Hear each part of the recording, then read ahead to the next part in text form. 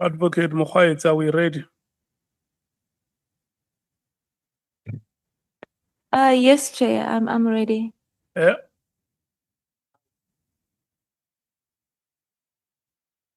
The witness that is before us, is he the witness that we have expected here?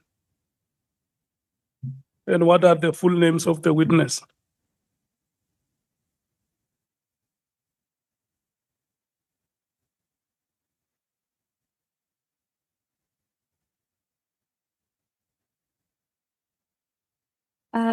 The name of the witness is Mr. Fadiel Adams. He is a member of parliament, and Chair, I confirm that I have had consultations with the witness and he's produced a statement and he is ready to give his evidence. Good evening, Mr. Fadiel Adams, and how are you? Good evening, Chair. I'm doing well, thank you. Welcome to our proceedings, Honourable Member. Thank you, Chair. Our proceedings start by way of administration of oath on the witness. Let me take this opportunity and thank you for availing time to do consultations with our legal team, but also making yourself available to appear before this committee. This ad hoc committee has been appointed by the National Assembly to investigate the allegations that have been made by the KwaZulu-Natal Provincial Commissioner, General Konazi. And the committee has invited you here to help it in its oversight and investigative work. Amongst others, it's investigating, number one, the alleged unlawful disbandment of the political killing stars team, otherwise known as the PKTT or NPKTT. Number two, alleged moratorium on the filling of vacancies within the SAPS. Number three, alleged corrupt relationship between senior leadership of the SAPS and members of the public. And lastly, political interference in the work of the SAPS. In extending the invitation to you, the chairperson of this ad hoc committee has indicated that you may provide information to the committee, if you so wish, under oath in terms of the powers, privileges, immunities of Parliament and Provincial Legislatures Act of 2004.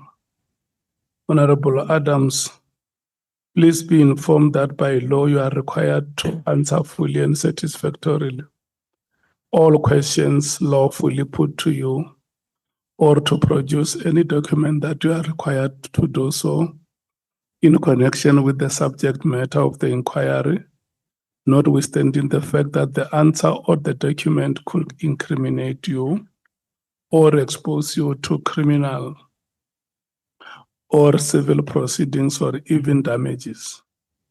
Honourable Adams, you are, however, protected in that the evidence given under oath or affirmation before the House or a committee of Parliament may not be used against you in any court or place outside Parliament, except in criminal proceedings concerning a charge of perjury or a charge relating to the evidence or documents required in these proceedings. Please be aware that in terms of Section 1, Section 17, subsection 2 of the powers, privileges, and immunities of Parliament and Provincial Legislatures Act, a person who willfully furnishes a House or a Committee of Parliament with information or makes a statement before it which is false or misleading commits an offence and is liable to a fine or to imprisonment for a period not exceeding 2 years. You are required to take an oath or affirm that the evidence you are about to give is truthful. Which one do you elect, oath or affirmation? The oath, Honourable Chairperson. Thank you so much. You have elected oath. May you please follow me as I dictate. May you please say aye and state your names in full. I, Fadiel Adams, Swear that the evidence I shall give swear that the evidence that I shall give shall be the truth, shall be the truth, the whole truth, the whole truth, and nothing but the truth. nothing but the truth. And so help me God. So help me God. Thank you so much. You are sworn in. We are going to hand over to Advocate Mkhwaitsi and yourself to present evidence. How much time do you need, Advocate Mkhwaitsi, in the presentation of evidence? Chair, I'll try to not go beyond 2 hours. Okay. Like So yesterday. thereafter, Honourable Adams, we are going to allocate time to members of the committee to ask you questions. And please remember that you will not leave the house until the chairperson informs you that we have come to the end of the proceedings. Honourable, Chair. Thank you, Chair. Chair, I just want us to be practical. We must agree now before we start, because we can't, in the middle of the road, we say we are no longer continuing. If you look at the time, it's 8 minutes to 8. 2 hours will be around 10. And if you allocate us our normal 30 minutes, unless you change like you did today and say 15 minutes, but as well, let's count that it is possible for us to be out here around 1 or 2. If we agree, so be it. Thank you. that is our agreement. It was us who took a decision that after Advocate Mashura, we are taking Honourable Adams. So we have already sworn the witness in. Is all systems go? Whatever time we finish this morning, Yes. I will thank you for the work that we would have done. As long as people are not going to leave, because they normally leave here and we always hear people leaves, you'll say, no, I've got a commitment. We'll end up being 4 or 5 years. So long as there is a chairperson here and a witness, the proceedings go ahead. Honourable Matthys. Chair, I don't recall us agreeing that we were going to do questions as members of parliament tonight. From my understanding was that we were going to let the evidence leaders do their part, and then we would arrange another day for Honourable Adams to come back to do the questions. And it's also not going to do justice to us to be able to do questions. We even raised the issue that the evidence is quite comprehensive as well. So we must do justice. Yeah, we will cross the river when we come to it. Let's allow the evidence leaders to and Honourable Adams to present evidence.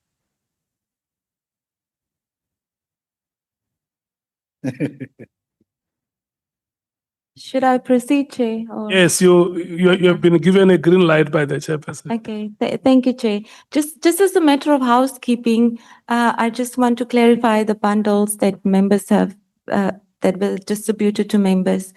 So members would have Honourable Adams' statement, and that would be accompanied by a bundle of annexures.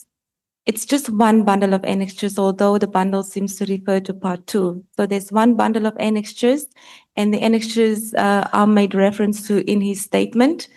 And then there's an exhibit bundle, which Mr. Adams has requested to also have before the committee, although he hasn't addressed, made any averments in relation to the exhibit bundle, but he wanted to keep it at hand in case questions are asked about the information contained in that bundle.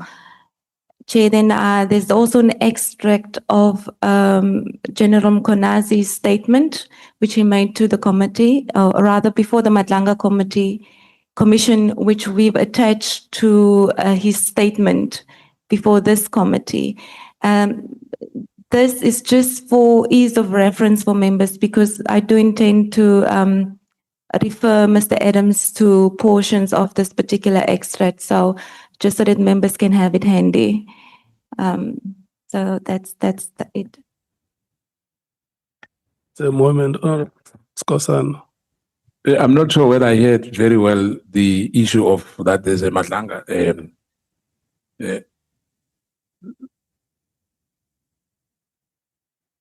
Chair, it's an extract of a statement which was attached to General Konazi's statement before this committee. Chair would remember that the Madlanga, General Konazi's statement to the Madlanga Commission was attached as an annexure to his statement to this committee. And we've just taken a portion of that because it deals with some of the allegations that the General Konazi has made against Honourable Fadiel Adams. Yeah, my issue here was that it should be our statement, not Madlanga, ad hoc committee here. Madlanga is something else. You know, if it must be changed, it has to be changed to an ad hoc committee here. No, it's not an affidavit of the witness. Yes, it's not an affidavit. The witness has an affidavit. The problem is that once you say Madlanga, it means we are somewhere else. No. There you are wrong. You yourselves as the members of this committee have sent me as the chairperson to go and meet with the chairperson of the Madlanga Commission on exchange of documents. And we even came back to the committee and reported that we will exchange documents. And every time a document from the Madlanga Commission comes here, it doesn't come as a primary document. It comes as an annexure. So that is Thank you, Chair. You answered me. that is exactly I'm what fine. I'm fine, Chair. what the legal team is saying. Chair, I'm okay. For you to Yes. explain further, I'm accommodated now. Because what I don't want is that initially we had a debate about that issue. Thank you, Chair. I'm prolonging the night.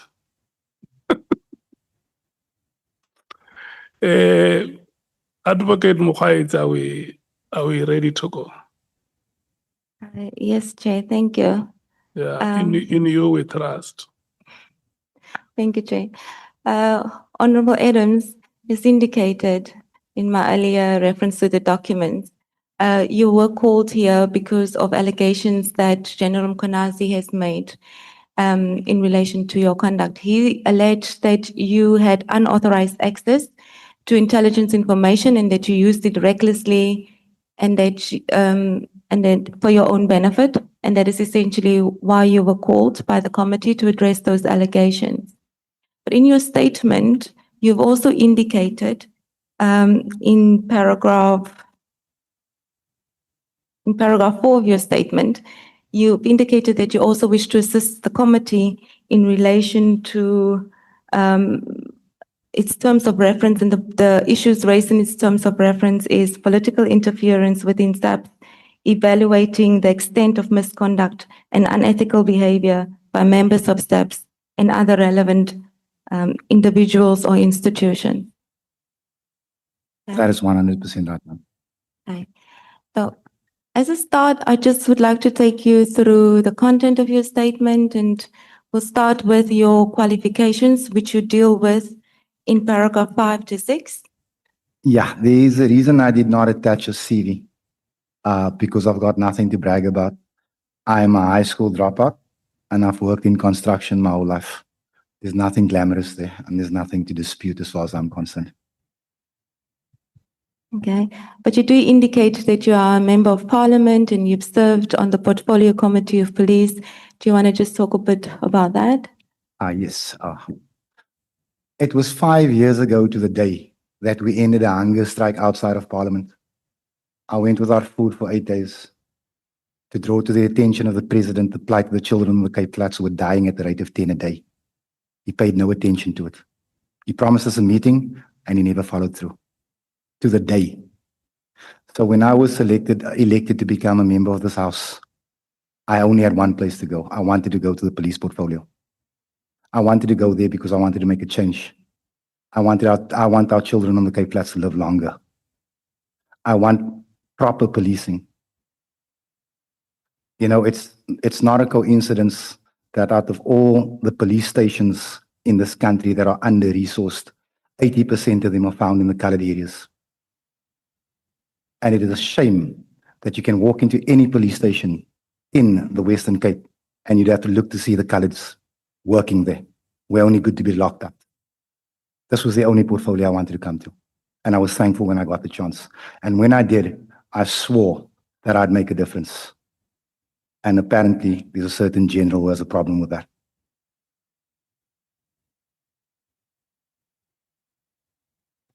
Chair, Oh, and I was also a councillor in the city of Cape Town for 2 years. Chair. I'm worried, Chair, that when we finish here, Mr. Adams' neck would have broken. Please, can he be advised for the mic to follow him? He must not follow the mic. I'm worried because he is like this when he answers. So he must just drag the mic towards him. Chairperson, with respect, and thank you for your concern, Honourable No, Mula. I have a shoulder problem, Chair, and Yes. this is where I'm comfortable. you explained to me, but your problem is that you pulled the chair back. It hurts. I tried that Yes. position. Your chair has withdrawn from the mic. If you can move your chair a bit closer to the I tried that, Chair. It hurts when I, so this is where I'm comfortable. I hope it doesn't offend anyone. And to be honest, I was going to go to the doctor this morning, but I was accused of ducking the committee yesterday. So I thought I would not embarrass myself in front of my family. No, nobody has ever said you are attacking the committee. I don't know which meeting What I was I watching. had coming from the meeting is that But I'm good, Chair. I hope the posture is not seen as being disrespectful, but this is where I'm comfortable. Thank you. no, it's fine. Let's proceed. Honourable Sols. I just want to make sure that your Honourable Nwala say looks like he's on drugs. I can confirm that he didn't, Honourable Souls. I would have been over this table by then. Thank you. Thank you very much. I thought, watch it. Honourable Sangona. No, Chair, when you greet witnesses, you normally greet the entourage that accompanies him. Honorable Adams has got his family here and people that he brought to support them. You're looking at the wrong side, Chair. So please, can we also acknowledge them? Thank you. He himself has not said anything. If he can tell us that Honourable Adams. Yes, Chairperson. Do you have people who have accompanied you here? Yes, Chairperson. My family is there in the corner. They're not that hard to spot. They're all brown. Where are they sitting? Right in the corner over there, Chairperson. You were supposed to have brought them to sit here behind you. I don't think they want to be on TV, Chairperson. Even the one that looks like a Freedom Front Plus voter is one of mine. Okay. Can I greet you, all of you, from where I'm sitting as the chairperson? Greetings on behalf of the committee to all of you and welcome. Thank you so much. May we proceed?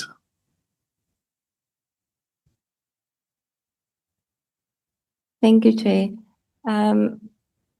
Honourable Adams, you deal with the allegations that were made against you in relation to intelligence information, and you provide an explanation or your version of events in paragraphs, starting from paragraph 7, I believe, to paragraph 13 of your statement. And your version of events is that an envelope was slipped under your door, and you say that it was in the last week of October, but you can't exactly remember when that happened. Do you just want to elaborate on that? Yes, thank you, Advocate. I remember the hiding Nkabinde Mr. Nkabinde took at this portfolio for not providing dates. And I do understand, the need for precision. At the time when this happened, I never thought there'd be an ad hoc or a madlanga. I thought it was a simple case of possible corruption, so I didn't write down the dates, and I've actually lost the device that I had in my possession at the time, which should have made things much more easier, but I don't have it. So the best I can do is sometimes go approximately. Where I've been able to fill in dates is where I could follow an email trail. But I came to my office like I normally do. When I used to come to Parliament every day, it was about 6:15. I know it was in the last week of October. That I know for a fact. Whether it was the 23rd, the 24th, the 25th, I can't say. I don't want to be accused of perjuring myself later. But I found in my office floor an envelope. I assumed it was slipped under the door. I opened the envelope, and inside it, there appeared to be evidence of criminality. And it was evidence that was implicating some very senior people within the SAPS. There was one name that I knew and others that I didn't. Because the cases are now before the courts, I can't speak too much on the merits of the case because I don't want to give anyone a loophole of walking out on a technicality. But I was unsure as to what to do with the documentation. Remember that there was no JSCI at the time. And I don't have direct access to the Minister of Intelligence or Safe Security. So what I decided to do was to lay criminal charges. But before I did that, I went and saw a very good friend of mine. He's now deceased, the late Major General Andre Lincoln of the AGU. It was on his suggestion that I went to the police station. So what I did is I went to Grand Central Police Station the next day. And I think it was the next day, or it might have been the day after that. And I laid criminal charges against Generals Komalo, Lushaba, and Madondo. Can I just ask before you move on that? You've given us an indication that that at the time there was no JSCI, there was no committee basically that you could have gone to and informed them about the information. So it seems that you were clearly aware that the information was classified. But you also say in your statement that you were not sure whether these documents are fraudulent. So the question that immediately comes to mind is, why did you not, one, make an effort to first verify whether these documents were in fact valid? And secondly, regardless of whether these documents are authentic, why did you not first investigate who did that, who placed the documents there? Because these are classified documents. Can I answer? Thank you, Yeah. Advocate. Only one of the documents was marked classified. Only one. I think there were 4. I'm not an investigator. Just like General Kumalo is not an investigator, just like General Konazi is not an investigator. That's why we have investigators. If I was to investigate this thing, I'd probably bark up the wrong tree. I gave it to the experts, the South African Police Services. What I did is I opened the docket. The officer that took the docket from me asked me for the evidence because I gave a lengthy statement. I said, no, I will give it to the investigating officer when he calls. Because I didn't want to hand classified information to just anybody. I left that police station and I received a phone call from General Lincoln, he was very well connected within the SAPS. And I was shocked when he told me that my documents, my dockets had been collected by the provincial office. I didn't even know what that meant. I said, General, is this procedural? He said, no. I said, then what does it mean? He said, they're trying to cover it up. I asked him, why, General, are you saying this? He said, the procedure, son, that's what he used to call me sarcastically, is as such. You lay the charge. The docket then gets given to the head of detectives. He will read the docket and he will assign it to a detective. He says, provincial does not get involved. Something's wrong. Mr. Adams, just before you go, and I'm sorry to interrupt, but you have to give more, I'm just going to ask for more clarity in relation to the information, because as you know, and I've raised this with you during the consultation, there's a lot of details missing in the information that you've given. And again, I'd just like to go back to the you not taking the necessary steps to verify the information. Oh. You say you're not an investigator, but you are a member of the police portfolio committee. We've heard from General Konazi, for instance, that when matters are discussed at the portfolio committee and something comes up that is considered classified, the meeting would be advised not to bring it to that particular committee, but to then refer it to the relevant committee, which is the JSDI. So you're quite familiar that information must be treated a certain way. You mentioned in your statement. I don't think your answer that you're not an investigator is sufficient, because you know better as a portfolio committee member. I actually do agree with you, Advocate. So on the issue of the validation of the documentation, I had no means to do that, and I didn't want to bring it to the police committee, because you can ask Honourable Kusana, you can ask Honourable James and Matthys, the fights we have within that committee with regards to classification. You can also ask Honourable Shongwe, I saw that look, because it is my understanding that classification of crime is a crime. And I'm backed up in that with the Vuma versus IPID case and the MIS document, because we've brought criminality to the police portfolio where the generals hide behind classification. Now, our founding document, the Constitution, it makes no provision for the classification of crime. And therefore, I was only going to do this one way, whatever the result. Could you then tell the members what you considered the crime to have been? Because what we have in front of us is a statement by you saying you were not sure whether the documents were fraudulent. So you were also questioning the authenticity thereof, but you seem to have been convinced that this is a crime. 100%. And on what basis did you then decide to go? Look, I looked at the sorry, Advocate, thank you. I looked at the documents and I said to myself, here's a possibility that you could be set up, because someone's expecting you to run to the media and you're going to end up with egg in your face. On the flip side of that coin was, this could be real. Now, the best people in my view to make that call would be the South African Police Services. And that's why I took it there. Can you just maybe elaborate on what information you then subsequently gave to SAPS when you went and opened the docket? Because you said you did not give any evidence. So what did you give to SAPS to satisfy them that what you've given them would be enough to pursue an investigation? I gave them a sketch of what the documents claimed, but I did not hand them any hard copies of the evidence. You're not saying much. No. What do you mean by a sketch? I essentially told them that this general is accused of defeating the ends of justice on this date, and this general is accused of fraud and defeated the end, may have defeated the ends of justice on this date. This general might have committed fraud on this date, etc., and that's it.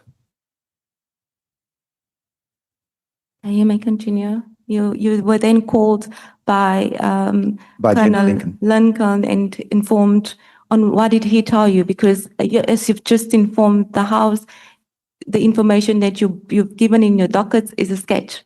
So why would he call you out of concern that the information will be taken further? Because there's basically nothing. General Lincoln said to me that if this is what they've done, they are going to cover this thing up.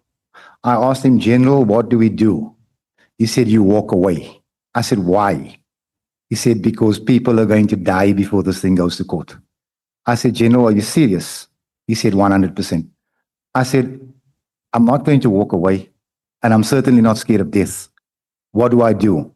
He said, son, you open this docket, you open these cases in another province, let's see what happens. I flew to Johannesburg and I opened the same cases at Orlando, at the Orlando, and Langlaagte police stations. But when I was there, I waited. I made it clear I was not going to leave until I received my case numbers, because I wanted this thing registered. Once that was done, the very next day, I emailed the minister, the suspended minister, Nkunu.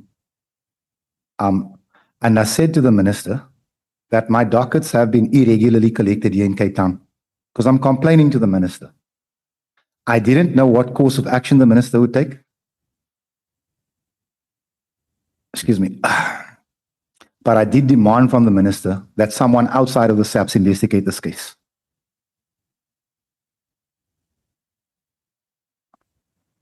General Lincoln gave me a telephone number for the IDAC, which I contacted. I cannot remember who I spoke to, but I was contacted by Brigadier Permo.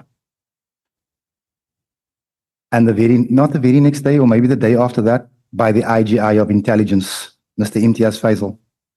He asked me about the cases I laid and asked if I'd come to his office because his office may have an interest in some of the allegations. I flew to Johannesburg.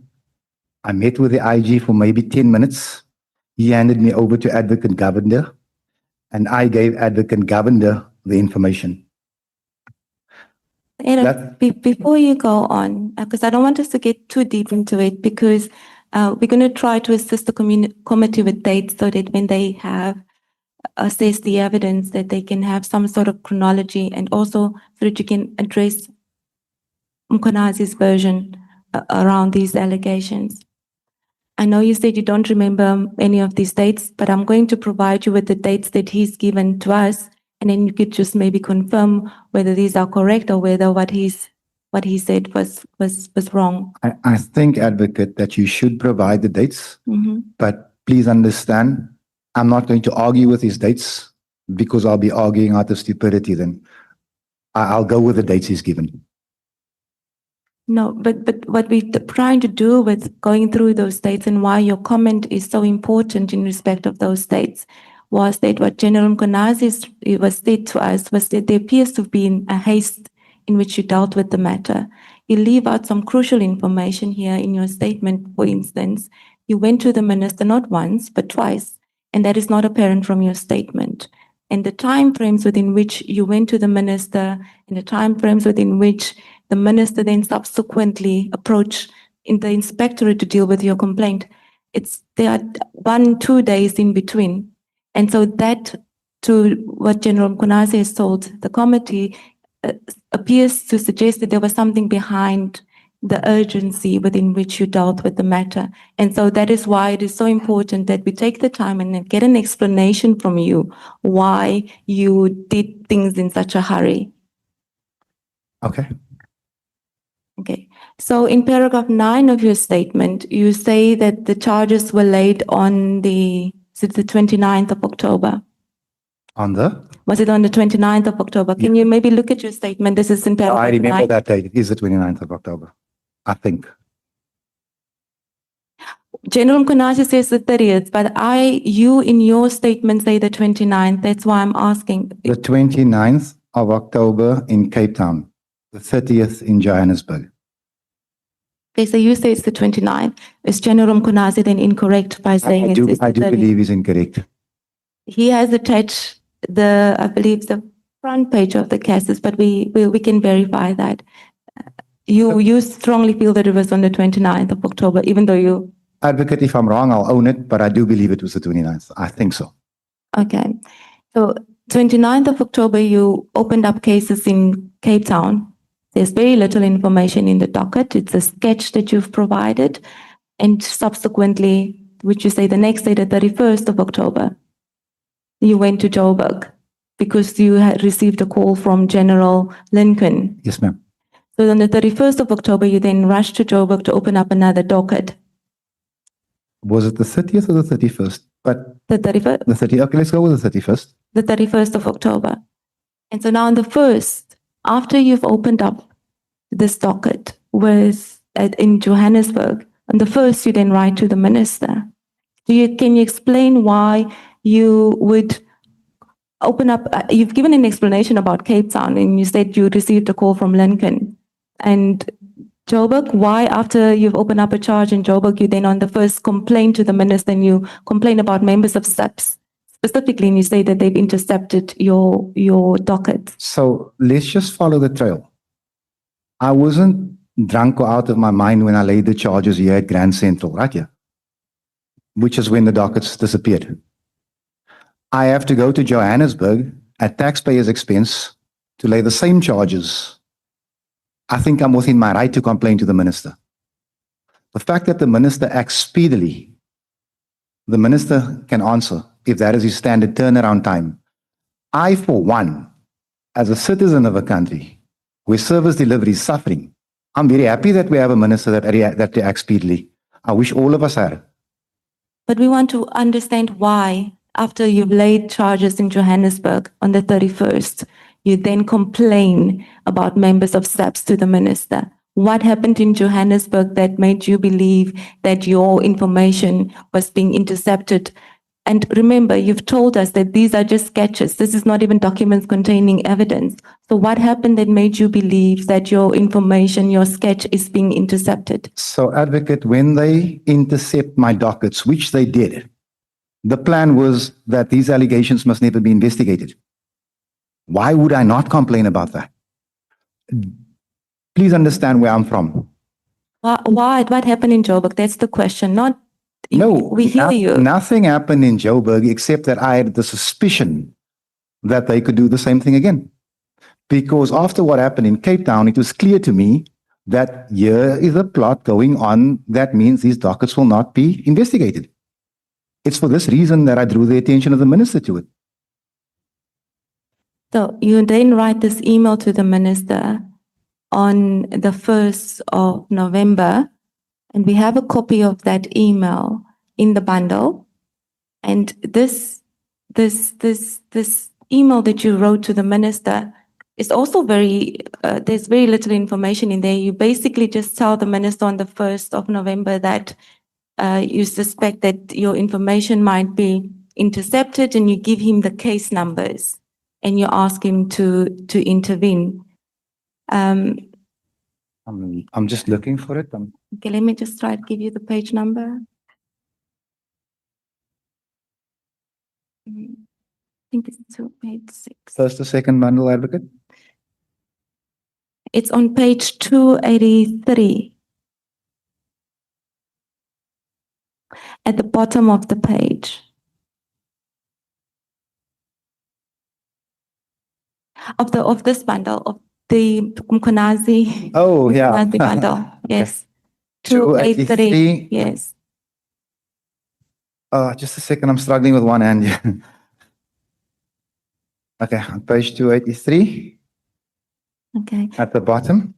So you wrote to the minister and you said that I've opened cases in the Western Cape on a number of senior SAPS personnel, and you gave the case numbers. You do not say who these senior officials are. And you said, I was told the dockets were intercepted.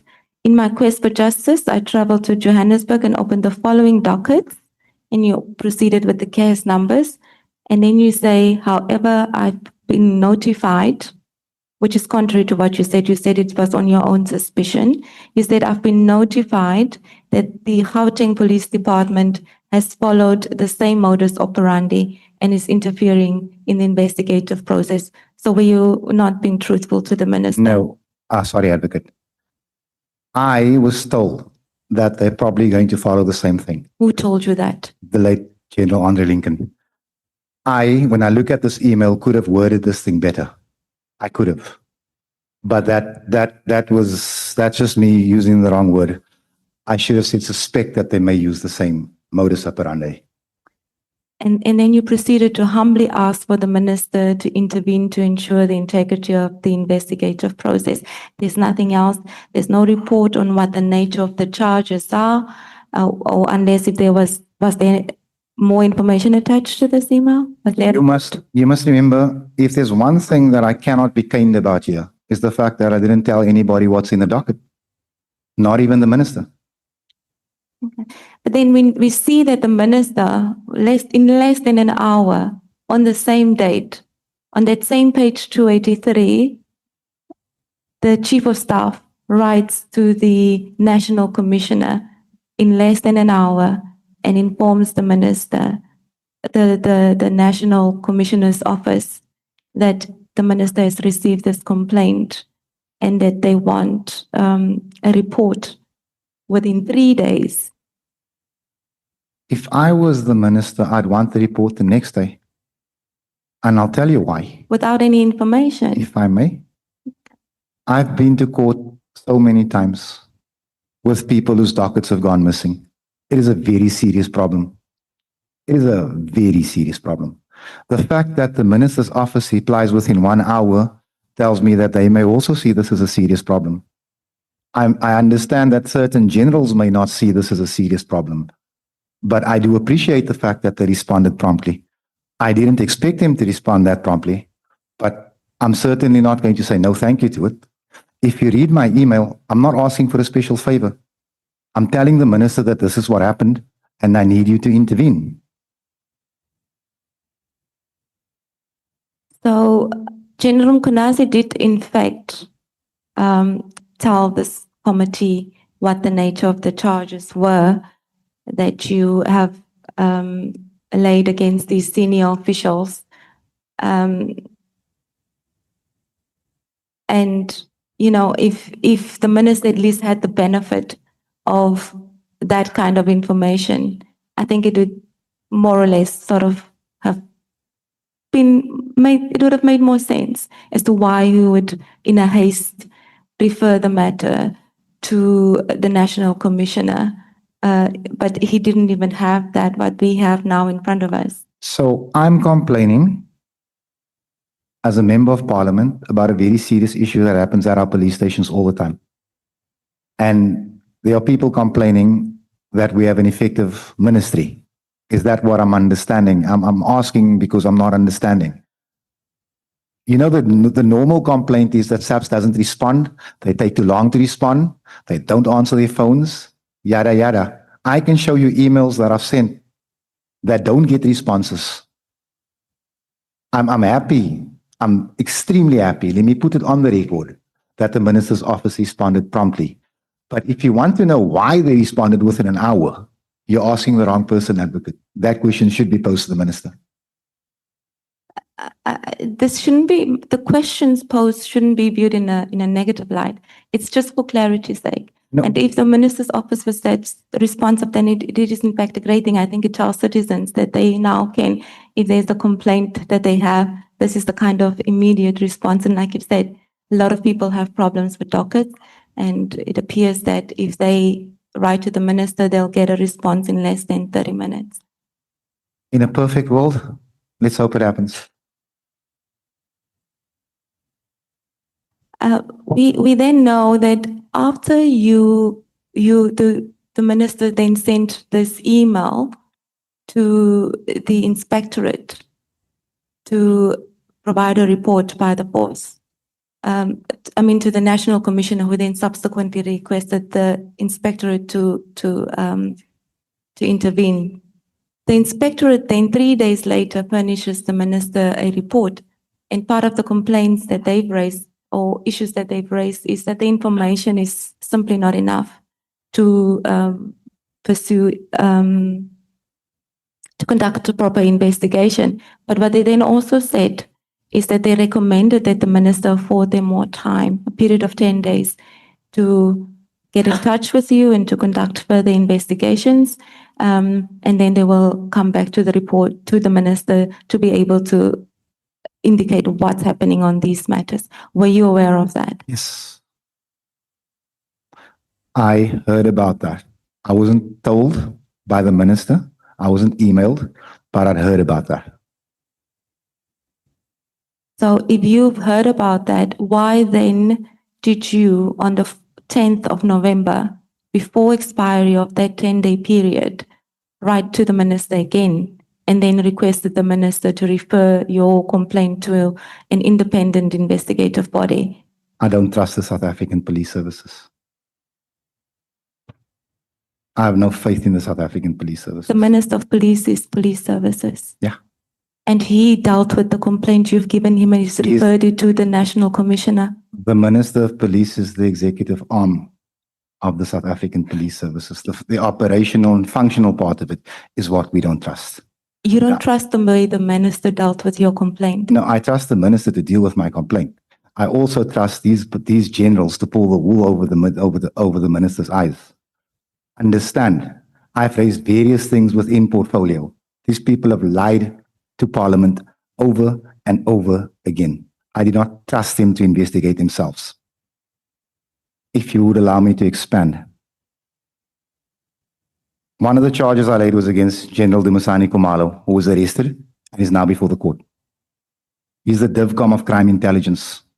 It's probably the most sensitive position in the country, well, within SAPS in the country. His appointment was supposed to be ratified by Parliament. Parliament was never notified of his appointment. Do you understand where I'm going? When I lay charges against the same man who was acting in his position with a cooked security clearance, listen to as I say it, it was cooked. It was fraudulent. When I lay charges against this man, the dockets miraculously get collected by the provincial office. I did not trust these people to investigate. This is why I asked the minister for someone outside of SAPS to investigate. You are asking the wolf to investigate the wolf. It doesn't make any sense. What's even more confusing, Mr. Adams, is you did go to the police and you open up a charge here in Cape Town. This wolf. You did go to Gauteng to open up a charge. You did write to the minister to intervene because you believed that there were no progress on your charges. You then do not trust but how the minister dealt with the complaint because he's written to the National Commissioner on your behalf. You're aware of it. You've just said it yourself. So it's very confusing how you would have wanted the investigation to take place if you never allowed them the chance, if you never given them the opportunity. Why did you go there in the first place then? Advocate, I don't know of another place to lay a charge but the police. So I had to go to the wolf. Then the dockets, let's say they disappeared for a while. They did. Then I complained to the only person I could complain to, the minister. There was no one else to complain with. So I deal with what I have in front of me. But when given the option of not dealing with these boys in blue, I grabbed it. When I was told that the IDAC could investigate this, I grabbed the opportunity. So yes, I dealt with the wolf. Because if you could tell me that I could go and lay charges against General Kumalo at the Civic Center and use a councillor to lay the charges, I would have spoken to a councillor. If somebody had told me that I could lay charges against General Lushaba at Grooteske Hospital by speaking to a doctor, I would have done that. But in order to lay charges and get a case number, I had to go to the police station. I hope that makes sense to you. Not quite, but I'm sure I'll understand as you explain later on. What did you expect the minister to do when you went to him with your complaints? What did you expect him to do what? I was hoping that the minister would ask what happened to these case dockets. I'm not privy, I wasn't privy to the interaction between the minister and the NASCOM. I wanted some type of action and I wanted some type of disciplinary action leveled against the person who I still don't know who it was that came to collect the dockets. Now that didn't happen. Ms. Adams, you serve on the police portfolio committee. You know, when something gets referred to the minister, it's high level. The minister would then call on other resources like you did here with the National Commissioner. National Commissioner in turn turns to the inspectorate, who would then ask senior officials to deal with something that comes from the minister. In a South Africa where there are so many things happening that require SAPS attention, it's taking away resources, especially if you know from day one that you were never seriously pursuing these charges with the police because you never trusted them. That is 100% correct. And that is why the person who collected the dockets should be prosecuted. All I'm saying to you is I laid the charges. It was the civic thing to do in my mind. When the dockets were collected by the provincial office illegally, what was I supposed to do, advocate? What Konazi wants me to do? Shut up and go away. Maybe that is the lesson that we should send to everybody who's serious about fighting crime in this country. Don't bother. Like, I'm sitting here and I know exactly what certain people are thinking without accusing anyone. I did the right thing. I don't care what anybody else thinks. I did the right thing. I've asked within the police portfolio why General Kumalo was allowed to buy cell phone grabbers, obsolete cell phone grabbers that have never worked. I wasn't given an answer. Do you understand how the police portfolio functions? Not, These people operate with impunity. They do as they want, when they want. It's why they went out buying hotels with our tax money. And I know I'm jumping. I'm trying to put it into perspective for you. okay. So maybe let's go back to the timeline. You then, like I've indicated, wrote to the minister again on the 10th, and you asked him to refer the matter to an independent investigative body after he's received the report from the inspectorate that recommended that he should wait 10 days. Why did you not approach that independent body yourself? Why go back to the minister and ask him to write that letter to IDEC? I never asked the minister to write a letter to IDAC. You asked him to refer the matter Yes, to an independent investigative body. not to the IDAC, to an independent. I meant even outside of government. I didn't mean Section 9. When it happened that way, that's the way it happened. I asked that SAPS not investigate SAPS. That's all I asked. Are you familiar Also- with IDEC? I am now. Also, I also figured that a referral to investigate the SAPS would carry a lot more weight if it came from Minister Senzom Kuno than it would from Fadiel Adams.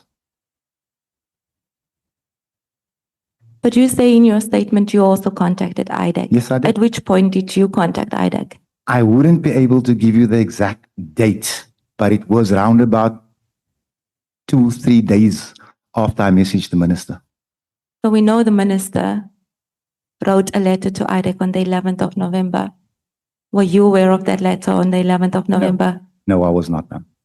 So you say that could have been it would have been around what, the 13th of November when you wrote to IDEC? 13th, 14th, 15th, roundabout there. Did you write to them? Did you go see them? What happened? No, I called because I didn't know what the procedure was. Because I didn't know what to do. I said to my, I miss that man. I said to General Lincoln, General, I don't think this thing is being treated properly by the minister. And he said to me, I'll get you a number, call the IDAC. I said, who's the IDAC? He said, they're better than the Hawks. No, but what do you mean it wasn't being handled by the minister? Because you were aware that the minister referred the matter to the inspectorate. You now then, you must have been aware of the report that came back from the inspectorate because you said, no, I want an independent body now. So what do you mean the minister was not handling your issue? You know, advocate, if you know me for any length of time, you know everything I do is in a hurry. I want it done today. And in an issue as critical as this, I wanted it done yesterday. So yes, I appreciated the fact that the minister responded to me quickly, but I wasn't getting the phone call or the email or the interview that I wanted because this thing was not going to go away. Now, understand, I work on the Cape Flats where things go away. I am not a cold. I'm not the flu. I don't go away. It's a permanent thing here. I was going to have this thing investigated. I was going to have these people charged if there was a case. If there was no case, fine. But if there was a case, it was going to be investigated properly.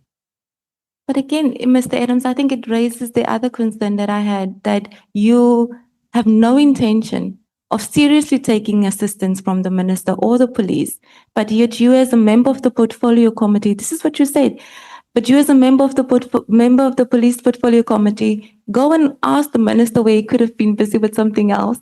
The national commissioner is involved, he could have been busy with something else. You know under what pressure the police is already operating.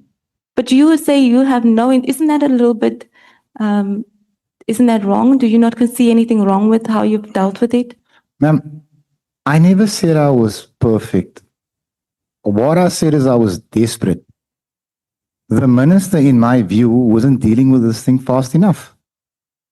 And therefore, I was willing to try other avenues, as I am even right now. Now, I tell you again, when those dockets went missing, it was clear to me that General Kumalo was not going to be investigated by the SAPS. That's when I reached out to the minister. I'll explain it again.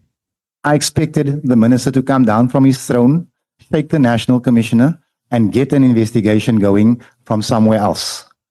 At the 11th I don't know that he's reached out to the IDAC. It's why I called. If I had known, if the minister had copied me in the email, I'd have sat back and waited. He didn't. If there was collusion between myself and the minister, like someone here alluded to, I would have known that he had emailed the IDAC on the 11th, and I would not have reached out to the IDAC. Why did you omit these engagements that I've just mentioned from your statement? Which engagements are those, ma'am? The number of times you've approached the minister. In your statement, you briefly deal with the fact that you went to the minister and you complained with SAPS. You've heard General Konazi's evidence in relation to the chronology and how he was trying to indicate to the committee that there might be something, there's something very suspicious about the urgency in which you've dealt with this. Why, in your statement, did you ignore all these steps or not address all these steps that you've taken and provide an explanation to this committee that could satisfy them that, this... I actually didn't think that my second email was all that vital until the cross-questioning began, because I read Konazi's statement. I'm not denying that I emailed the minister a second time. But when you say all these steps, it's one email. That's the total sum of it. Now, I wish I had attached the email, which I actually don't have anymore because I deleted a lot of emails because of space, but there's nothing devious about it. It was just a simple issue of, I'm going to keep my statement as short as I can for the benefit of the committee, because I've been sitting outside here since 1 o'clock, and I've listened to a man go through files and files and files and files, and I don't know what he said. I wasn't going to be one of those witnesses. Mr. Adams, I'm afraid it is all these steps. It is all these steps. It's not just one email. There were reports by the inspectorate, which you've now told us you were aware of, and you could have addressed that. You could have indicated or explained that the reason why I decided not to, in spite of what the inspectorate has advised the minister, I decided not to wait because I simply did not trust the police. All of this is not apparent from your statement. It's not just one email. Advocate, paragraph 13 of my statement deals with the investigative body, with the directorate. I recall the same week, I was called by a lieutenant colonel whose name I don't remember, but I actually saw it in General Konazi's statement. He wanted to meet with me, claiming to be investigating the cases I'd laid. I was deeply suspicious of his motives, so I politely found an excuse not to meet every time he called, because he called me 3 or 4 times. My suspicion was vindicated after some investigation. Remember, I'd laid a criminal case, not a service delivery one. Now, let me explain something to you, and this is how devious these generals are. I've laid a case against 3 generals. The SAPS protocol dictates that you get investigated by your equal. Look at what the NASCOM does. They're sending a lieutenant colonel to investigate a general. Now again, General Andre Lincoln points this out to me. He says to me, a colonel does not investigate a general. I said, Gen, what do you mean? He said, even if there's a case against them, they'll win it on appeal because they were investigated by a subordinate. He says these people are smart. That's the reason I never met with the directorate. Every time he called me, I found an excuse. I said, no, I'm not here. I said, no, I'm busy. No, I'm down with the flu. I don't know what excuses I gave him, but I found a reason not to meet him. Now you're saying to me that I left out the steps taken. Paragraph 13 is covered. No, can I just explain why I said that? Paragraph 13 doesn't have a date and it's towards the end. The content of paragraph 13 seems to suggest that it was after your meetings with IDEC and even after you met with the IG, which we will come to now. It's towards the end and there's no date. It suggests that it was the time you spoke to Colonel Lincoln, but I don't know, is he a general? He was a major general. Major general. Now, you've indicated to us you spoke to him about your charges that you've laid in Cape Town and he gave you a warning in respect of that. But I've taken you through various things, steps, subsequent events that happened after Cape Town. This paragraph 13 suggests that this happened after it, and you'll see if you look at where it's placed. This does not suggest that this happened before the minister's intervention or after the minister's intervention. This happened after them. I recall the same week. The same week. Which same week? There's Honourable, the week of what? Honourable Souls. Yeah, Chair, I would just want to see fairness with the witness. The procedure has always been, there was never an expectation for you to have listed details in your affidavit. The oral testimony compensates for those details. So I'm just asking for fairness that Honourable Adams be treated like all the other witnesses.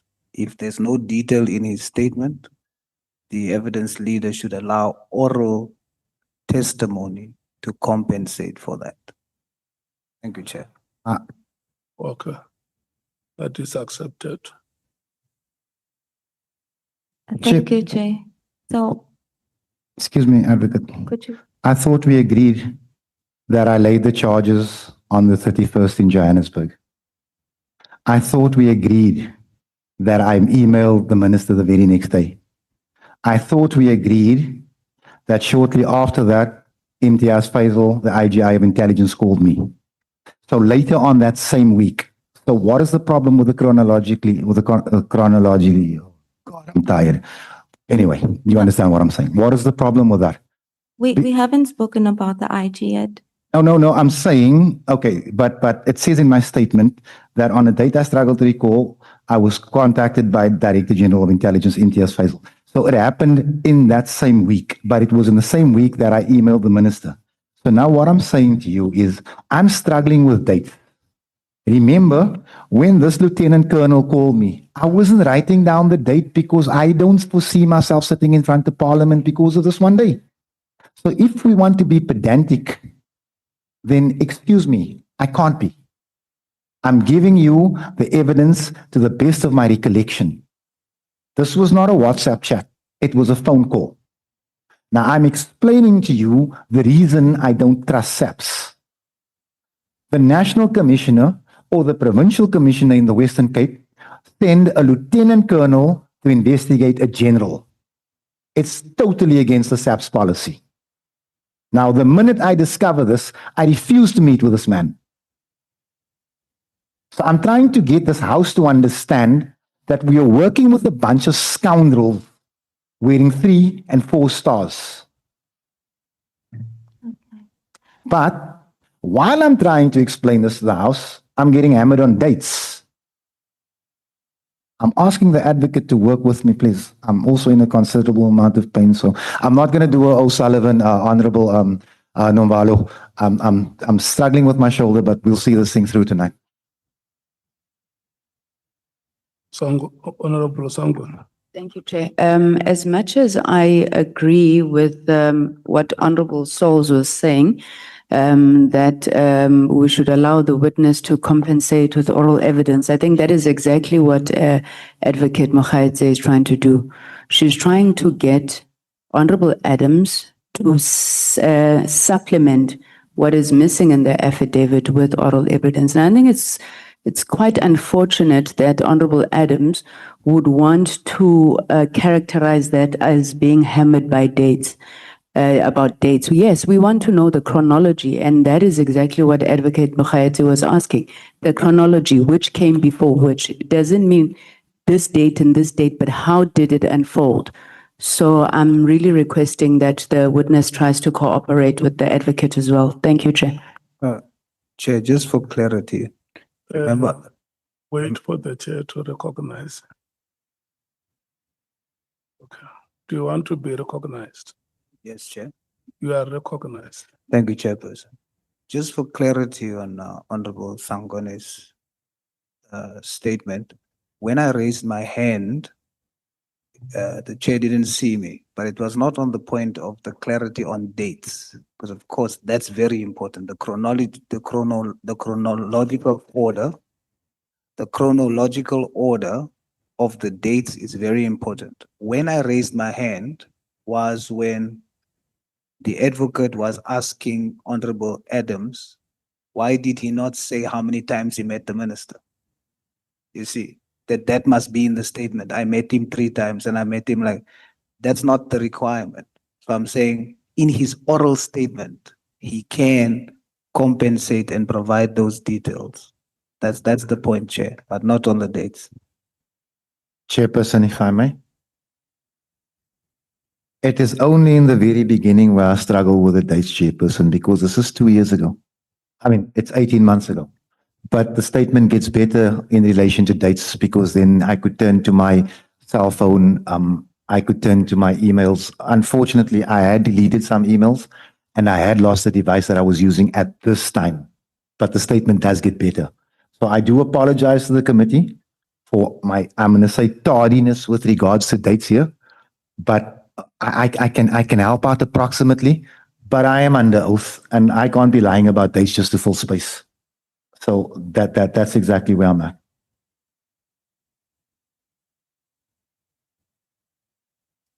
Honourable Ngola. No, thanks, Chair. And I've also noticed in the statement of the witness that there is that missing part of the dates. And they are important, Chair, because the dates of when did the envelope with such information was found, when was the first case opened, and all those things. So I will implore that we say Honourable Adams must go back and recheck the exact dates and submit in writing on a later date. Thank you, Chair. Okay. May I proceed? Okay, thank you, Chair. Honourable Adams, you went on to speak about the IG, and so maybe let's just deal with that a little bit more. You don't, once again, there's no date that indicates when you were contacted by the IG. Can you more or less tell the House around what time? Was this in the midst of all these charges that you lay in, the complaints that you made to the minister, and now IDEC? Where does the IG feature in all of this? Is it before, after IDEC? Where? It was just after IDAC. Just after. I almost think it was round about the second, somewhere between the second, let's call it the 2nd, 3rd, 4th of October. But I can't say specifically it was that date, but I do know it was after I contacted the IDAC. It can't be October because we know now in November. Sorry. It's gonna be really hard for me to stick to that date because again, you're asking me to go back into memory events that happened 18 months ago. Man. Can I ask you then, what you say in your statement that you were contacted by the Inspector General and he asked you about the cases that you've laid. We still don't know what the nature of these cases are, but you explain that he said that his department might have an interest in these cases. With the little information that you've given to the police, we don't know what you've given to IDEC. Or how does the IG learn about your cases? And secondly, what information did he have in relation to your cases that would tell you that I have an interest in this or my department has an interest in this? I actually wouldn't be able to tell you. He is the IG of intelligence. It's his job to know things. So I don't know how he knows about it. I don't know who told him. It could have been one of the policemen. It could have been someone who knew about the dockets that disappeared. I wouldn't be able to tell you that. But what I can confirm is that the IGI of intelligence called me and asked me if I would come to his office because his department might have an interest in this. I would not say no to that. And his offices are in Joburg, sorry. This might be an obvious one, but I don't Yeah. know. Is it in Joburg? So you traveled. Yeah. Again, why are you not able to check your travel information to provide us with more certainty around these things? Because I go to Joburg sometimes 3, 4, 5 times in a month. So even if I was to go back, I wouldn't be able to tell you which dates I went. There'd be 4 or 5 flights. It'd become a lottery. I wouldn't know when to tell you. Okay. Honourable Sokanyile. Sorry, Chairperson, I just want to check something. You went to Johannesburg or Pretoria? Sorry, the IGI's office in Pretoria, not Johannesburg. Sorry, ma'am. For us Cape Townians, Joburg, Pretoria, same thing. So we actually believe Sunset is in Joburg as well. So you met with the IG and did he explain to you what his interest in the matter is? The IGI didn't do any explaining. He asked me if I had any information. I said, yes, I have paperwork. He asked if we would hand it over. I said, yes. He told me that there were many things wrong in this country, and we as Parliament and the police and the JSCI needed to work with him because there were many things he wanted to clean. He introduced me to Advocate Governor. I hope I've got the name right because it's in my statement, and he left me with her. I gave her a statement, I handed the information over to her, and I came back to Cape Town.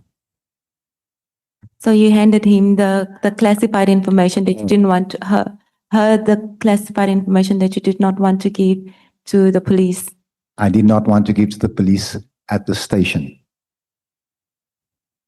Okay. Did you trust the IGI's intervention? I was out of options at that stage, ma'am. What did you expect from them? Were you asking them to also investigate your matter? Is that what they do? The IGI is responsible for top-level investigations. I was comfortable handing them the information. And I was hoping that they would, in actual fact, do a thorough investigation and some type of outcome would come from it. So you were essentially laying some sort of charge with the IGI in relation to... Yes, ma'am, I am the complainant there. Okay. Then I want to go back to your paragraph 13 that you referred to. Because you see, again, the IGI, we don't know when you met the IGI. It's sometime in November after all these charges have been raised and after IDEC. So I think I just want to you concede here that this is after all of the steps that you've taken. So when I say that you do not deal with why you were taking all of these steps, it's not explained in or that you've omitted the steps, it's not explained in your statement. I'll concede to that for expediency. I will concede to that. But I would also like to say, it is so unnecessary to have these 1,000 witnesses here. We should have the IGI here. He's the one with the report. But the man's on suspension, just like the IGI before him, for investigating corruption. I think a message is being sent to the next IGI, investigate corruption and we'll suspend you. You don't need Fadiel Adams here. And you didn't need Patricia Mashali here. The IGI should have come here. Okay, let's maybe go back to your evidence. He's accountable to Parliament as well. Honourable, no. Thanks, Chair. I think let's split with the witness to avoid making statements that may bring us to something that is not at the core business of why we're here. Because it is not true, Chair, that the IGI was suspended for investigating corruption. I think a public statement was made by the presidency, and none of which suggests that the reasoning behind the suspension is on the basis of investigating corruption. So it is very important, Chair, that we don't congest and populate the record with incorrect remarks. Thank you, Chair. Okay, can we can we focus on the terms of reference of why we are here? Thank you, Chairperson. Okay, so paragraph 13, Ms. Honourable Adams, of your statement, you say that you were called in that same week that you met with the IGI, and you were called by some person that General Konazi referenced in his testimony to this committee, and you said that this person wanted to meet with you, and he was claiming to be investigating the cases that you have laid. And you were deeply suspicious of his motives, and so you politely found an excuse not to meet him. Then you say, my suspicion was vindicated after some investigation. Remember, I had laid a criminal case, not a service delivery case. Are you suggesting that this person was somehow requested by the people whom you've laid charges against to get in contact with you? 100. I'm almost 100% sure. There's no other explanation in my mind, because if you were going to investigate a general, it should be a general investigating a general. That's the policy. I didn't write the policy. I might not even agree with the policy, but that is the policy. So the moment they let a lieutenant colonel loose to investigate generals, something was the matter, and I wasn't going to entertain that.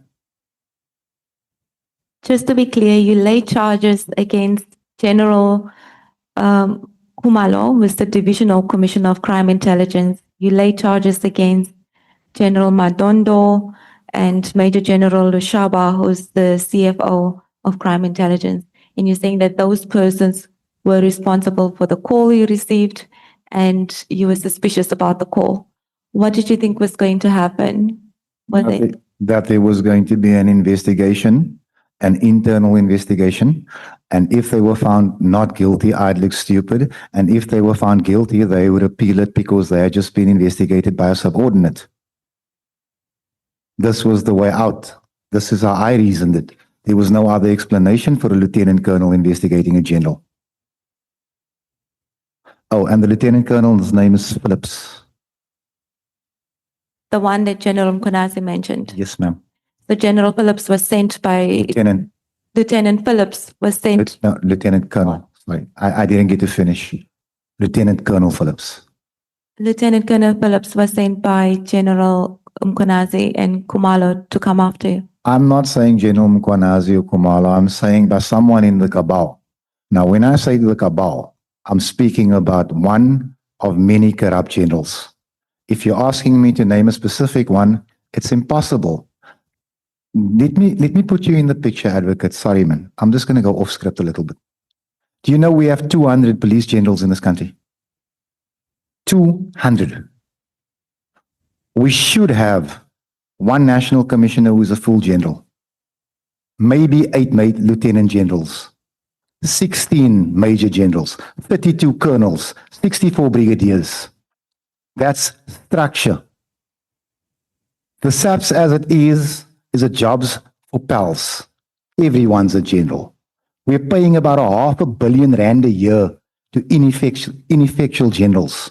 Many of them incompetent, many of them there without the proper vetting, no security clearance.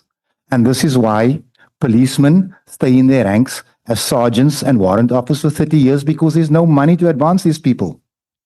So if you're asking me which member of the cabal sent Lieutenant Colonel Phillips, I can't tell you which one, but it's one of them. Honourable Sangon. Chairperson, you know, the problem that we're having really here with this witness is that this witness wants to address this house as if they are in the police portfolio committee. And as Honourable Ngola was saying, we can't allow him to make false statements. There is one general in the South African Police Service, and he is General Fani Masemul. You then have lieutenant generals. You then have major generals. You can't be making a statement here, Honourable Adams, that there are 200 generals. You know it's not true. It's a colloquial way of referring to the different levels of the senior management service of the South African Police Force. So please, can we please ask the witness, Chair, to just deliver his testimony and please try. I know it's hard, but refrain from wanting to make political remarks. Thank you, Chair. Honourable Chairperson, through you, there was nothing political about my statement. I have not allowed you to. Oh, sorry, Chairperson. Yes. Do you want to speak? Thank you, Chairperson. There was nothing political about my statement. What I stated was fact.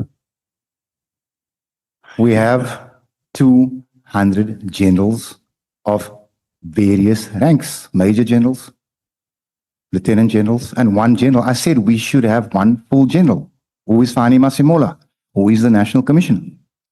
I don't understand where the politics of it is.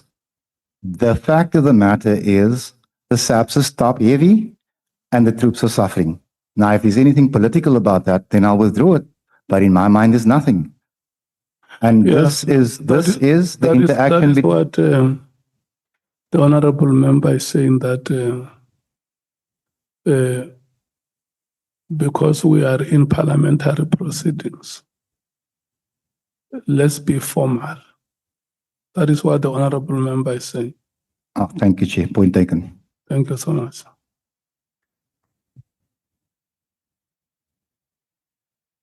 You can proceed. Just before we move on to the next. And just to say to yourselves that the many interruptions that we have, I have already added an hour to the proceedings. If you have a night of 12 hours, you must know we are now going to experience the 13th hour.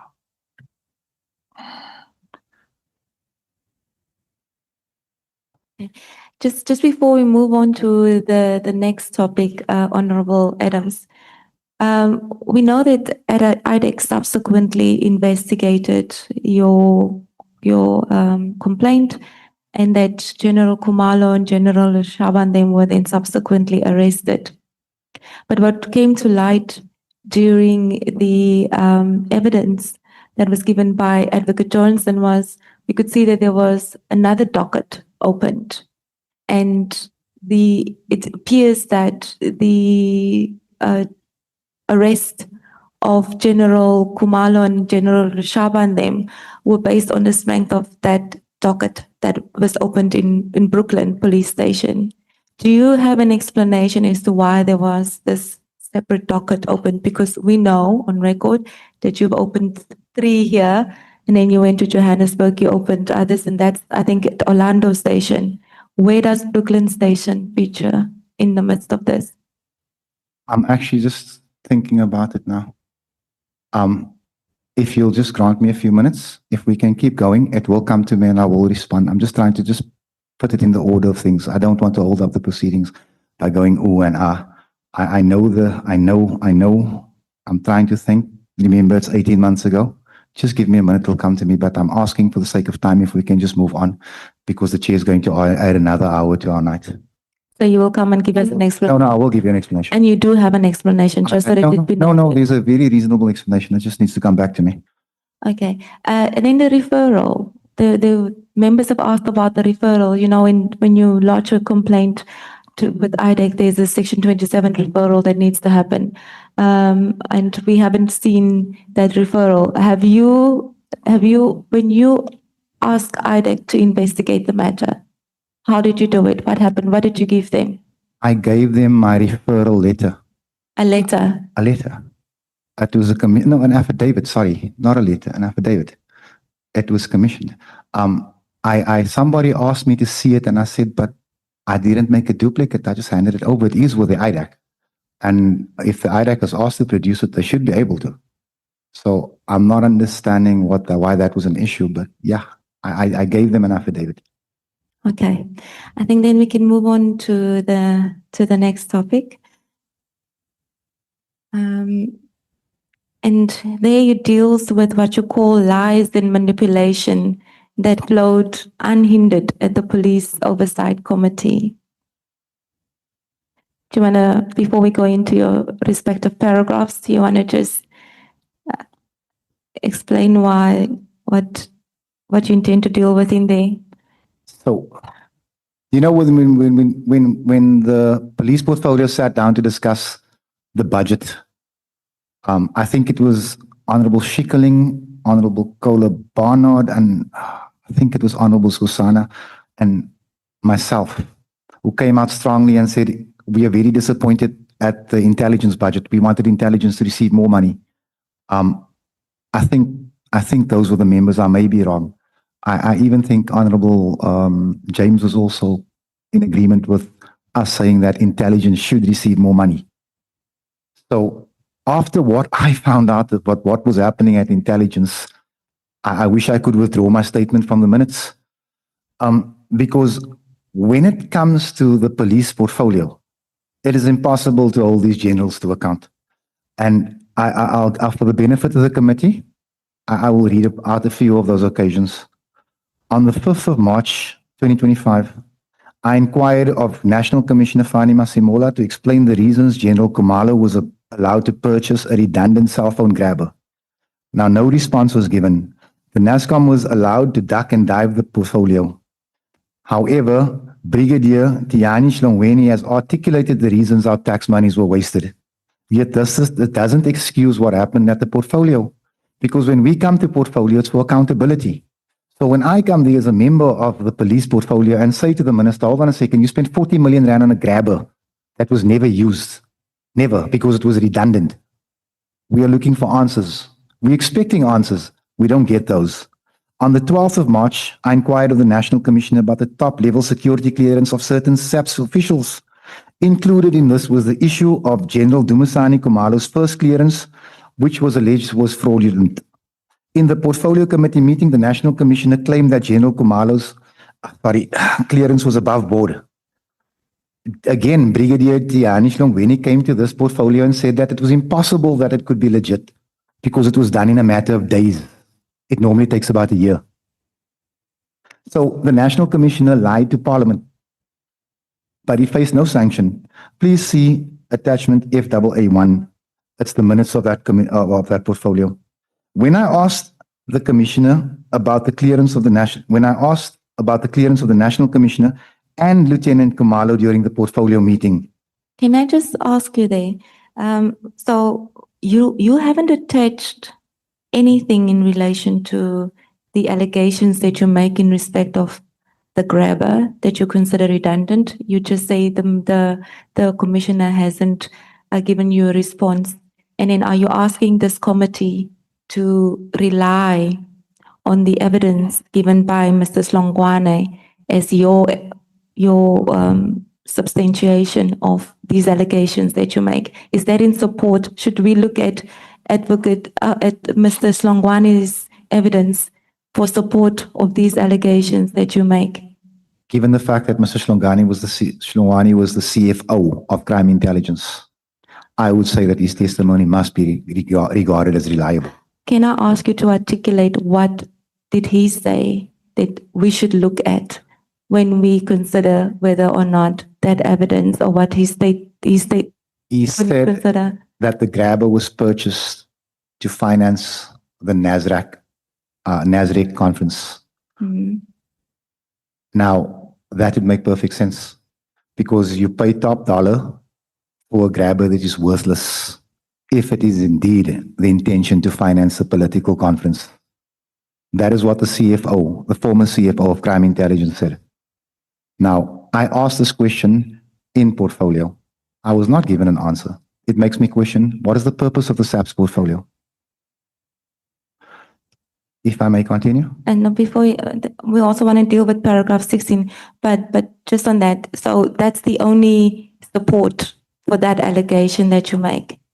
Yes, ma'am. It's the only support I think I need. It's Slongwane's evidence. Look, advocate, sorry, not look. Advocate, I'm coming to this portfolio as people have before me with what we have. This portfolio must make recommendations. Amongst others, in this case, maybe the portfolio should, I can't tell the portfolio what to do. Maybe the portfolio should take a closer look at the grabber. Maybe the portfolio should look at the true value of the grabber and what was paid for it. I can't tell this portfolio what to do. I can only tell this portfolio what I see wrong in SAPS. Remember, I wanted to be a member of this of the ad hoc. Remember, there was a concerted effort made to keep me out.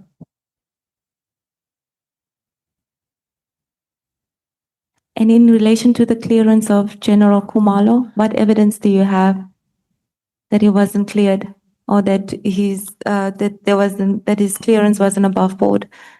The National Commissioner's come here and admitted that he had 2 clearances.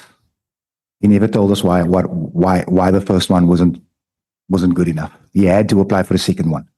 The National Commissioner sat here and he said it. Also, again, Brigadier Shlongwani, the CFO of Crime Intelligence, says there is no way a top secret clearance can be given in a week. He looked at the date that was applied and the date it was approved. He said it's impossible. This man knows what he's talking about. I'm just a layman.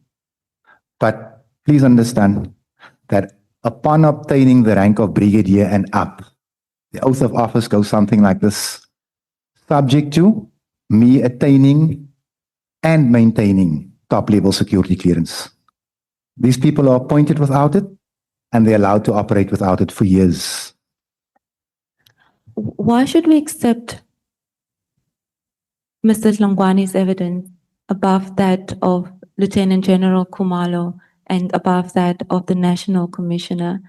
And is it simply because he was the CFO of Crime Intelligence? Is that the basis on which his evidence is more reliable than that of the National Commissioner and that of General Kumalo? On the issue of the clearances, I think it is. Remember, the National Commissioner operated without top-level security clearance for 4 years. That is confirmed. Remember that General Kumalo would not have needed to apply for a second clearance if his first clearance was above board. So yes, in this case, I do believe that Shlongwane is the better candidate. Okay, you may proceed. On the 19th of February 2025, I asked the National Commissioner to supply to the Portfolio Committee the names of the police generals, including provincial heads lacking suitable security clearance. Despite assurance from the National Commissioner that this list would be supplied, it was never released. Please see attachment FA2, which contains the minutes of the Portfolio Committee meeting. In the same meeting, February 19th, 2025, I asked the National Commissioner about the lack of media attention relating to case number 111-2024, which deals with an incident where over 100 million rands worth of mandrax was found and no media statement was ever given. The reply from General Labia was that the clandestine lab was under further investigation. The latest status of that same case mentions firearms. It doesn't speak of drugs anymore. Please see attachment F882. If I may be allowed to expand on that before we go any further. Mandrax, 90% of it is probably consumed here on these Cape Flats. It was a drug that was manufactured and brought to the Cape Flats by the nationalists. It was how they subdued our people. So when you tell me that 100, because most of the mandrax addicts are to be found on the Cape Flats. When you tell me that 100 million rand drug bust was effected in KZN, and it doesn't get reported to the media, and we're told that it's under further investigation, it's almost 2 years later, still no media statement. And a few weeks ago, one of our sources tells us that that case number no longer speaks about drugs, it now speaks about firearms, which makes me suspect that that 100 million rands worth of mandrax did find its way to the Cape Flats. These type of things we don't get answers on. This is the type of thing I take very personally. So just to be clear, in respect of the content of paragraph 17, which also speaks to security clearance issue, there's no evidence again. The fact that you've requested a response from the National Commissioner does not confirm that you were right on your allegations. Do you agree with that? There's no allegation in paragraph 17, Advocate. I'm asking of the National Commissioner to provide the police portfolio a list of the generals who do not have the suitable clearance. That's all I'm asking. Now, when the National Commissioner commits in portfolio to bring us the list and never does, That should be a question of concern. Remember, about an hour ago, you asked me why I omitted a certain email. Now, trust me, that's going to raise suspicion. Simple email. So when I asked our national commissioner, please bring us a list, including the 9 provincial commissioners, about who's not qualified to sit in that office, that list doesn't come.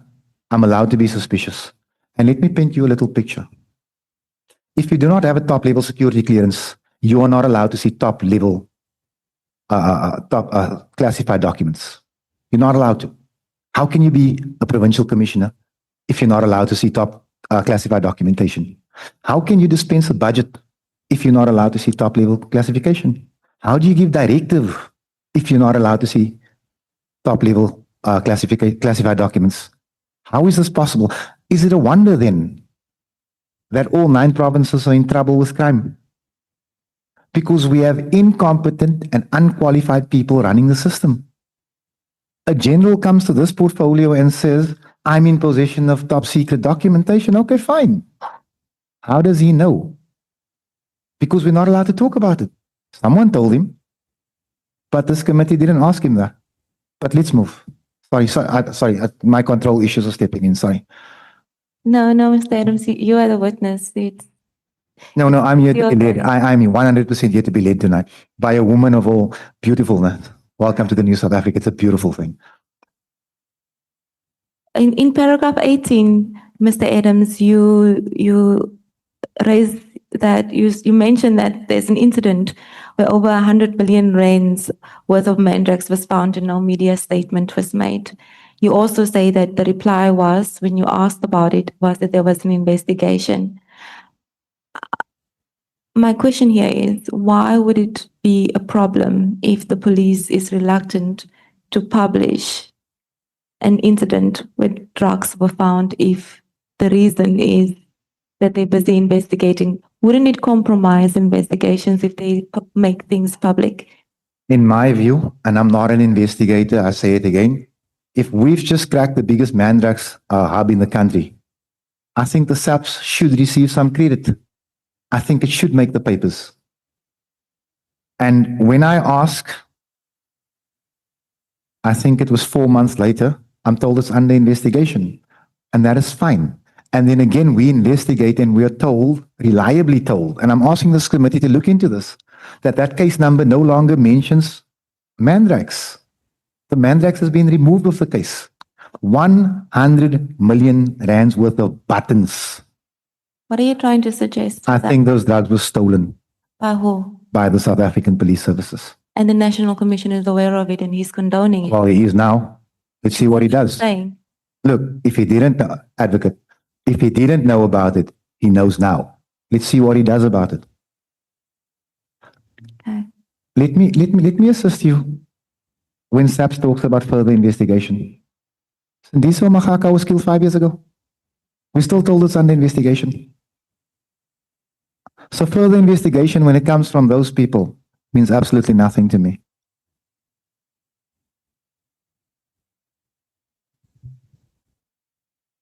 Okay. You then proceed in paragraph 19 to raise an issue about a property that was purchased in Musgrave, KZN. And you say that crime intelligence purchased the property and they did it without a mandate. Is this the same property? Just before you answer, is this the same property that we heard from Mary Dahaz, from Paul O'Sullivan, from Patricia Mashale, from Brown Mokotsi? Is this the same property that you now also raise? I know of 2 properties, so I don't want to speak out of turn. It may be.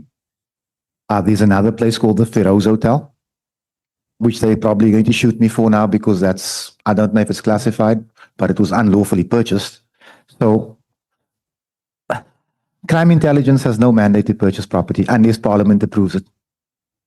When that property was purchased, I was a member of this House. I don't remember receiving that memo. They had no right to purchase that property. That is the sole responsibility of the Department of Public Works. That property was purchased using our tax money. And I'll tell this committee why. And Honourable Shongwe, my brother, who am I? I'm willing to bet my seat at this table in this house that that property is right now, as I sit here, housing the PKTT. Again, Mr. Adams, I mean, we've heard that, and, when Mr. Mahoti came and gave his evidence and also spoke about property that was purchased by crime intelligence, he is not sitting on the police portfolio committee, but he was aware that he's not allowed to make classified or, speak of classified information and to make it available. We literally had to redact portions of his statement. But here you are, sitting on the police portfolio committee, familiar with the confidentiality and how these documents should be handled. Let me assist you with this, ma'am. Please allow me. Crime intelligence has purchased this building.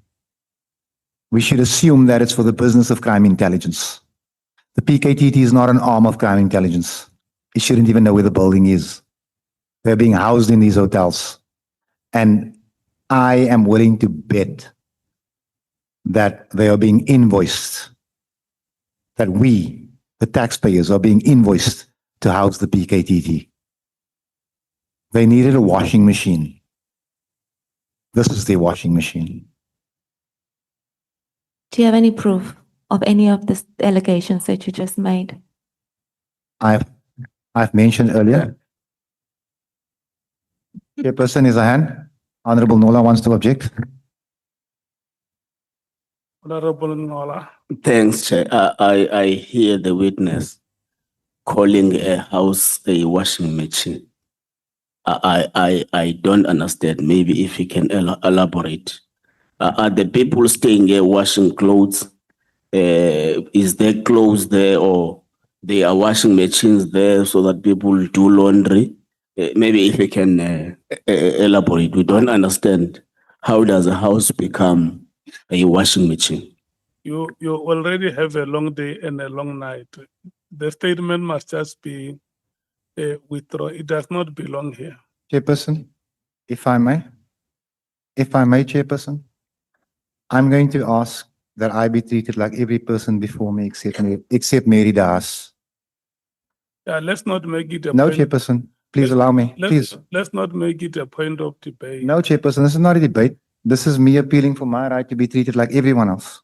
People came to sit in this chair here and they were throwing mud left, right, and center. I'm suggesting that this ad hoc committee investigate what I'm saying. If you're asking me for evidence, I'm telling you, subpoena the records of that hotel. Subpoena the books. It was bought with our tax money. You are Parliament. You have the right to do it. And if you find out that the PKTT was housed there, arrest these people. And if they weren't, bring charges against me. That's how confident I am. Because I'm telling you now, this is money laundering. Can we continue, please, Advocate? Okay, you Honourable Skosana. Thank you, Chair. The witness is raising the issue, but I just wanted to find out quickly. You say the PKTT stay in that hotel or in that house or in washing machine? Yes, Chief, in that washing machine. I'm sorry? I can confirm, yes, Chair. No, what I'm asking is, are you saying, because you want clarity on that, is PKT members staying in that hotel or in that building? Or is it the washing machines which are you concerned about? They are in that hotel and they are running up a laundry bill of 500,000 Rand a month while they're living in a hotel. You figure that out because I can't. Yeah, but what I want to find out, is there anything wrong if they are staying in that hotel? It's a crime intelligence building, sir. They shouldn't be there. The PKTT is not an arm of crime intelligence. They should not be there. Yeah, but okay, that's a debate for our conference. I'm looking forward to that, Honourable Skosana. Do you want to debate this, honourable members? I can give you time. I don't have a problem with having a long night. It's not sufficient to have a 12-hour day and a 12-hour night. I wish a day could be 14 to 15 hours. And so be the night. Honourable James, your hand is up. Thank you, Chair. Honourable Adams, just help me understand here. I just need clarity. PKTT team, is that not made up of SAPS members who forms part of crime intelligence, who has formed a task team, now brought to Gauteng, operating as counterintelligence to assist with investigations into the drug syndicates and the likes of Mr. Kat Matlala? Because remember, we were told that they were doing so well in KZN. They were brought to Gauteng. Some of the members were then opted into the counterintelligence and were sort of bringing down these criminal syndicates. So those members aren't necessarily from Gauteng. Could it not be that obviously they're staying there? The only problem I would then have is if they are actually staying in a building that's owned by the state crime intelligence and still sort of paying for accommodation. If you can just give me clarity on that. Yes, thank you, Honourable James. So the PKTT was formed at the behest of the President, and their job is to investigate political killings. They are ordinary SAPS members who have been seconded to form the PKTT. As far as I know, they are not from crime intelligence. They may work with counterintelligence or even with crime intelligence, but they are not crime intelligence. Furthermore, they are staying at the hotel. I'm asking of Parliament, request those books. Let us see what is being charged for the PKTT to stay there. Because that hotel was bought without tax money. I tell you tonight, Honourable James, that if a member of the PKTT is to leave to join intelligence, he's no longer a member of the PKTT, and vice versa. The PKTT has one job, to investigate political killings. Now, let me explain to you how the PKTT does not investigate political killings. We have a Human Rights Commission report that claims that, that finds that Lieutenant General Dumisani Kumalo failed at his job, which gave rise to the KZN uprising. 300 and odd people died. Those were politically motivated deaths. The PKTT does not sit with one of those dockets. Instead, it's chasing a drug dealer in Joburg. They don't have the mandate to do that. This is my problem. This should be our problem. And I'm not fighting anybody. I'm saying to you, no, we'll get to that later. Thank you. Okay, should I proceed? Osana, are you fine? Can we proceed? Chair, I hope I will also get a little bit more time because Chair, I'm can- watching. Oh, okay. How much more time do you still need, Advocate Mkhwait? No, Chair, I will obviously try to finish as quickly as I could, but maybe an extra 10 to 15 minutes because by the rate we're going. No. I have given you until 22:30. Sorry, Chair? I have given you until 22:30. Oh, thank you, Chair. Then, Mr. Adams, just to move on, you're making a very, also what I consider a serious statement, given that you are serving on the Police Portfolio Committee. And you say, without giving any detail, in paragraph 20 of your statement, you say, what I can say without any reservation is that the Police Oversight Committee has failed in its mandate and failed the people of South Africa for obvious reasons. I am a member of the Police Oversight Committee. Why do you say that? This is a self-criticism. We could have done better. In what respect? For a year, we have allowed General Masimola to sit in that committee, to lie to us, to refuse to answer. We have failed. And there are strong personalities on that committee, like me, like Honourable Skosana, like Honourable Kola Barnard. There's some real bulldogs there, but these people have gotten away with it anyway. I tell you, it's self-reflection. We have failed. Chairperson is a hand. Honourable Skosana. Thank you, Chair. I just want us to, I want to go back again, Chair, that it will be a sweeping statement to say General Masemula does not respond to our question. He does respond. I don't think it's correct for us to say that he comes to the committee, he doesn't want to answer. I don't think it's fair, Honourable Member. It will be really misleading, because if you go to the Hansard, you'll find that when we ask questions, when we meet them, he might not give us satisfactory answers as perhaps you want, but it would be misleading to say he doesn't answer question, Chair. Just wanted us to be on the same wavelength. Otherwise, we'll be told that we have lied before the ad hoc committee. I don't think it's correct, because it does answer questions. Thank you, Chair. Taken, Honourable Member.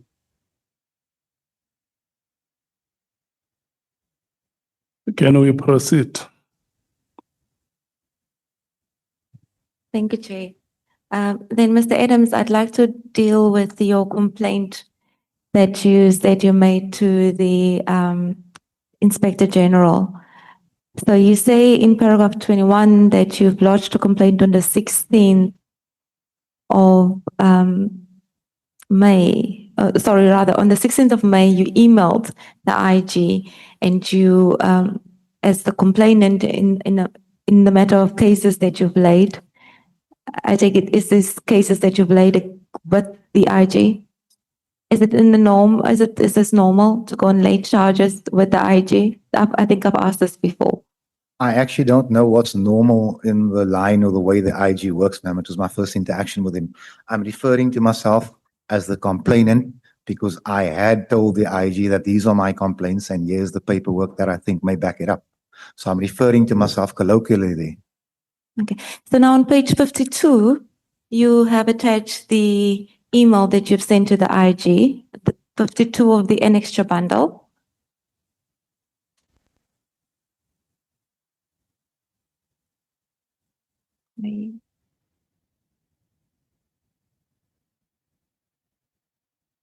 You have it. Thank you.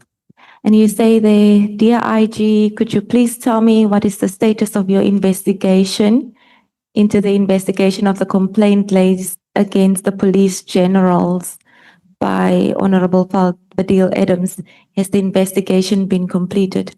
So here we know now that you've asked the IG to conduct an investigation against is this General Kumalo and them? General Kumalo, Madondo, and Lushaba. Okay. And then in paragraph 21 of your statement, you say, the IG confirmed that he has completed his report in relation to the cases that I have opened against the Divisional Commission of Crime Intelligence, and it is now with the Minister. Please see email correspondence. There's a report that the IG has prepared, which is, I think it's considered classified. Does this report, the infamous report of the IG, the now suspended IG, does it deal with, is it on the strength of your complaint that he did the report? If I read the media, thank you, Advocate. If I read the media reports and the information contained therein, then it does appear. But what you see in the media, you know what, the media is the media. I do believe it relates to the complaints that I made. Okay. Honourable Matthys. Thank you, Chair. Just some clarity on the annexure bundle, page 52, that the advocate referred to. This is not an email that was sent from Honourable Adams, or is it the wrong? It was sent from Honourable S. Frenchman. He uses that email address. If Honourable Matthys, if you could look at the other emails he sent to the Minister as well, it's the same address and it would be signed Honourable Adams, but this one was written Honourable Frenchman. But more importantly, he also says in his statement that it is his email.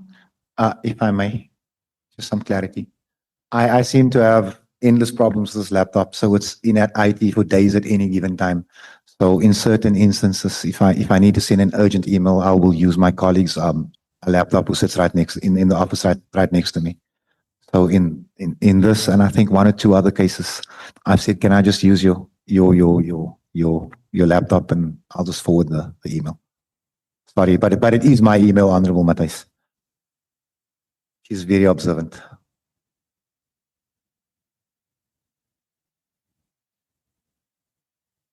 Honourable Matthys, are you satisfied?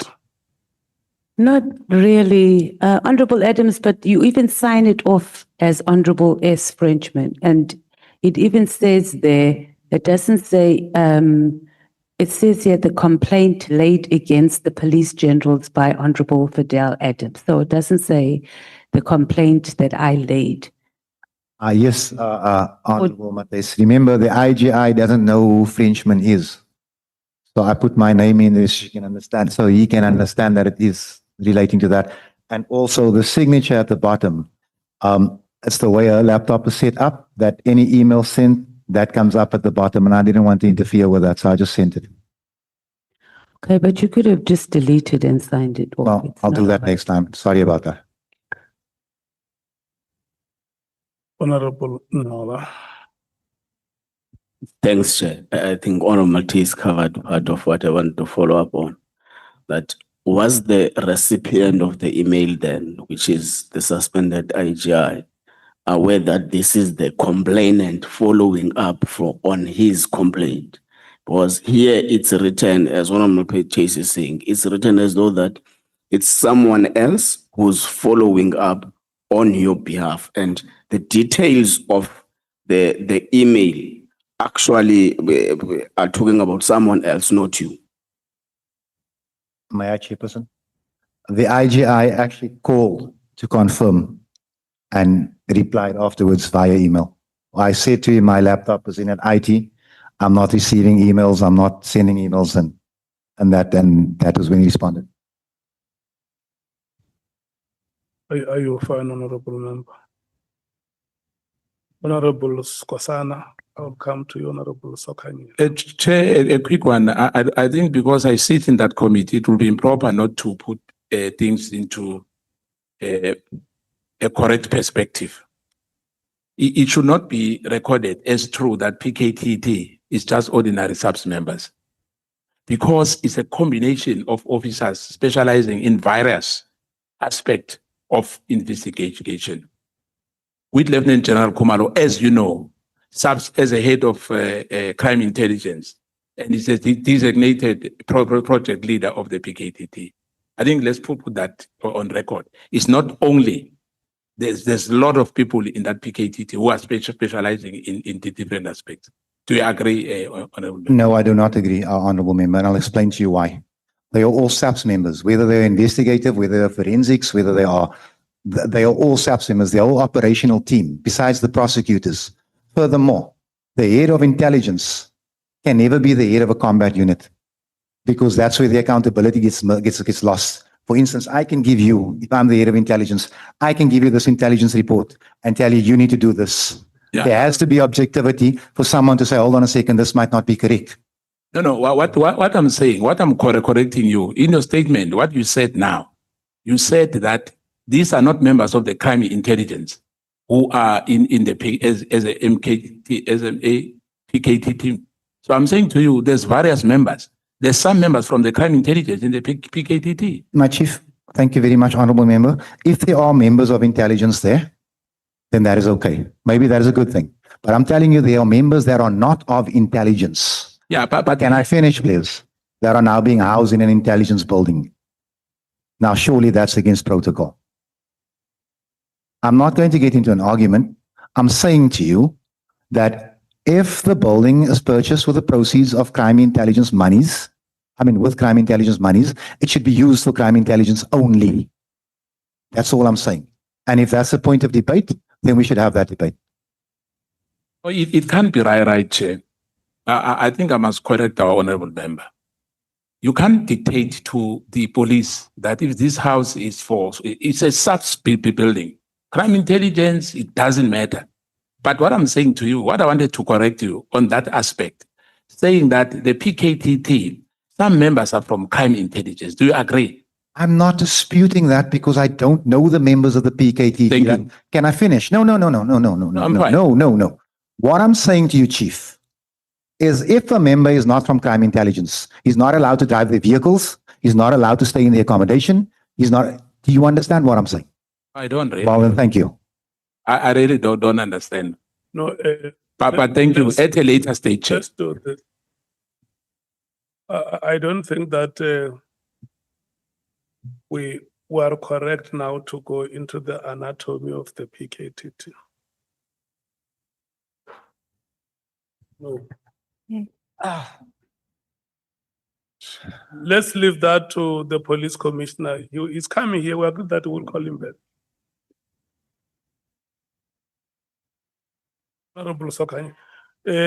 Advocate Mokwaiti, your time is now extended to 23 hours. Just relax, Honourable Sokanye. Thank you very much, Chairperson. No, I was making a follow-up on what has been raised by Honourable Mateus and Honourable Ngola on the issue of Honourable Frenchman making a follow-up, because on page 51,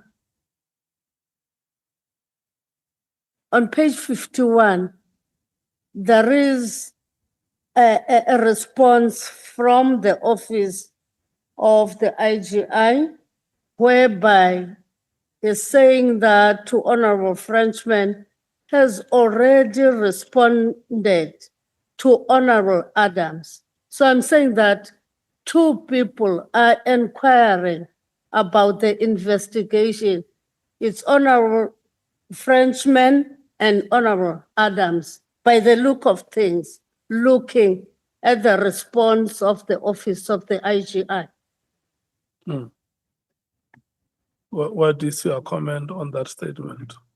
If I'm understanding what my honorable colleague said, Chairperson,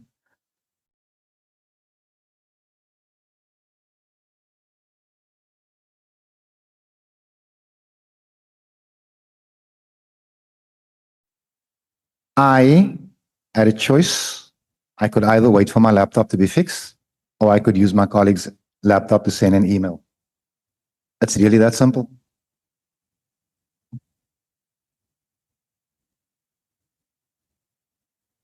And sorry, Chair, and I'll even own it that my admin could have been a little bit less sloppy than that, but that's what it is. Honourable Sokanyile.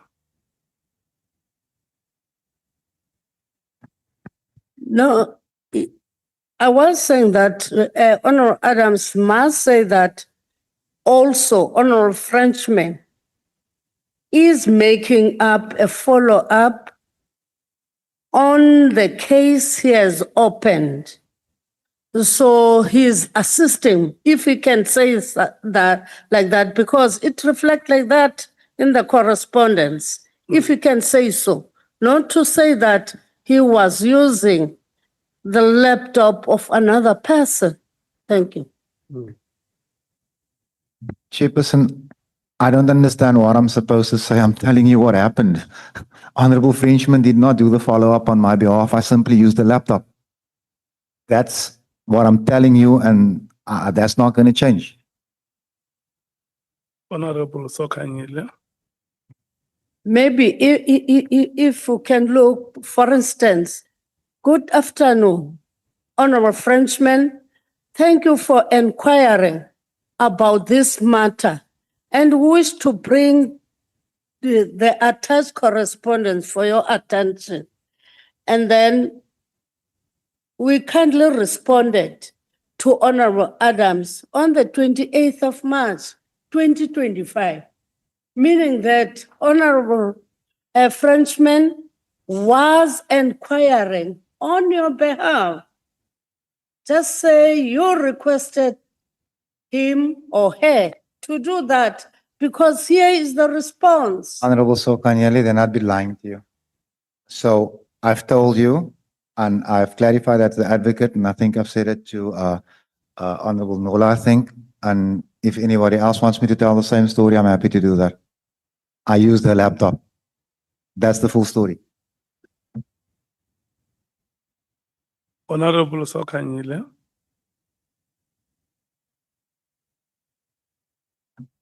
It's in black and white, Chairperson. Honourable Adams, Chairperson. is there anything you want to say? No, Chairperson. She says it is written in black and white. Yes, Chairperson. But Okay. it's my hands all over the keyboard, and you know what? The simple thing to do is to say, yeah, she sent it for me. I'm telling you what happened, Chairperson. Honourable James, Thank you, Chair. I almost forgot what I wanted to ask. I wanted to go back to the composition of the task teams. The composition of the task teams, we've heard in previous witness testimonies that it was not necessarily made up of members from crime intelligence, that it was made up of various members with various competencies in these task teams. So for us to assume that the task team solely consisted of members from crime intelligence, and it was wrong and also label them under PKTT, staying illegally in that building, that would almost sort of add to the narrative that PKTT was, how can I put this? That PKTT was involved in criminality. And that was the reason for the minister disbanding the PKTT. Because we've heard several times that the PKTT was only operating in KZN. We've heard previous witnesses such as, I think it was Advocate Batoi, who also assumed that PKTT brought her gadgets. And she was corrected saying that because she saw General Dumisani, she assumed that it was PKTT. So PKTT was not operating in Gauteng. And we have to be clear on that. It was the same members, yes, but they were operating under counterintelligence in Gauteng. Gauteng, I think they call that Gauteng Counterintelligence Task Team.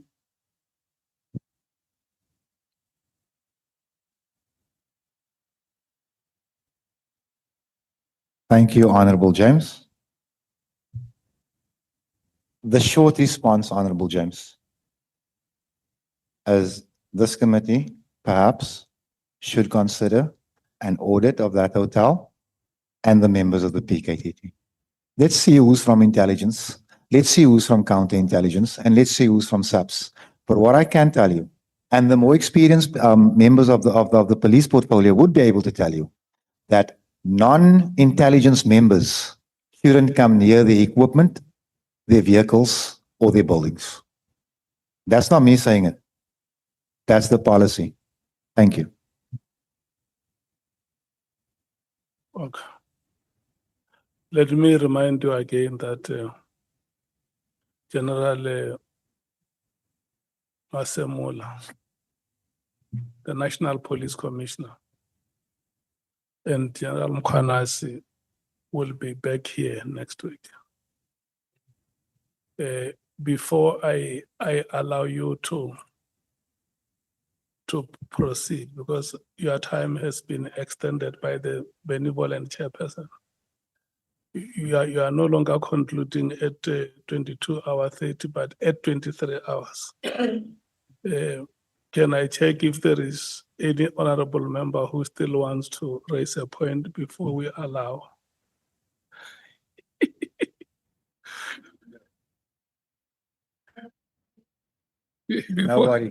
Nobody goes on tonight. Okay. Can I continue? Chair? Advocate Mokgweetsi, may we please proceed? Okay, Mr. Adams, in paragraph 22 of your statement, you deal with your communication with the IG, and you asked the IG whether the complainant was allowed to have a copy of the outcome of the report. And the IG said to you that it's not possible or legal. But we see here in paragraph, on page 51 of your annexure bundle, you wrote to Honourable Ian Cameron, and I take it it's other members of the Police Portfolio Committee, and you tell them that the report of the IG is supposedly in-depth and complete. What do you know about the report at that time to have made such a statement? The IG had confirmed that the report had been completed and he sent it to the minister. I asked him if my complaints were found to be true or untrue. And all he said to me is, Honourable Adams, it is in depth. It is with the minister. It's all I can say. I asked IG, can I have a copy? He said, no. He said, never. It's at this point when I emailed the minister, I said, Minister, you've got the report. Bring it to the portfolio. The minister never even replied. It's at this stage that me being a conspiracy theorist assume that the minister is part of a cover-up because the report is there. If there's nothing in the report, if these people have done nothing, come to the portfolio with the report and say, listen here, Adams, you're barking up the wrong tree. But now you don't reply. What am I supposed to think? Remember, since this whole thing happened, I have been memed, I have been mocked, I want the truth. If I'm wrong, that's okay. But if I'm vindicated, then let me know. That's all I'm asking. You do say that you have requested the minister to make the report, to bring the report to Parliament, and that's in paragraph 22 of your statement. And then you go on to say in paragraph 23 that on 26th of June, IDEC arrested General Khumalo and others.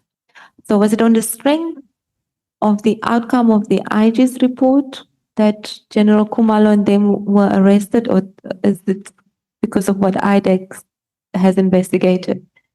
I cannot say with certainty, but I'm almost certain that the IDAC would have conducted their own investigation. I don't know if they were working with the IG. I can't say. I don't know if there's communication. But what I do know is that these generals were in actual fact arrested. And you say you don't know whether IG might have worked with IDEC on this? I don't even know if he's allowed to. Okay. Then I think we can move on to the next topic, Mr. Adams, unless if there's anything in relation to that specific topic that you'd like to bring to the attention of the committee. Yes, please, Advocate. You know, before July the 6th, if Parliament had to vote for a national commissioner, I would have voted for General Konazi. Because I like his attitude and I like his approach, the no nonsense, we'll shoot first, ask questions later, because South Africans are as a whole heart full of crime. We're tired of drug dealers and murderers, all of us. And this man was striking all the right notes. He was making all the right noise. I was a fan. And then he calls this press conference. And then he mentions members of Parliament and people who are busy protecting cartels and God knows what else. And I go like, whoa. He's talking about, I said to my wife, he's talking about me. And I said, but then I must be the poorest cartel member in the world. And then the general has to come here and produce proof of what he's got to say. And he can't produce an ounce. But the general does make a very, very striking statement, in my view. Well, he makes two.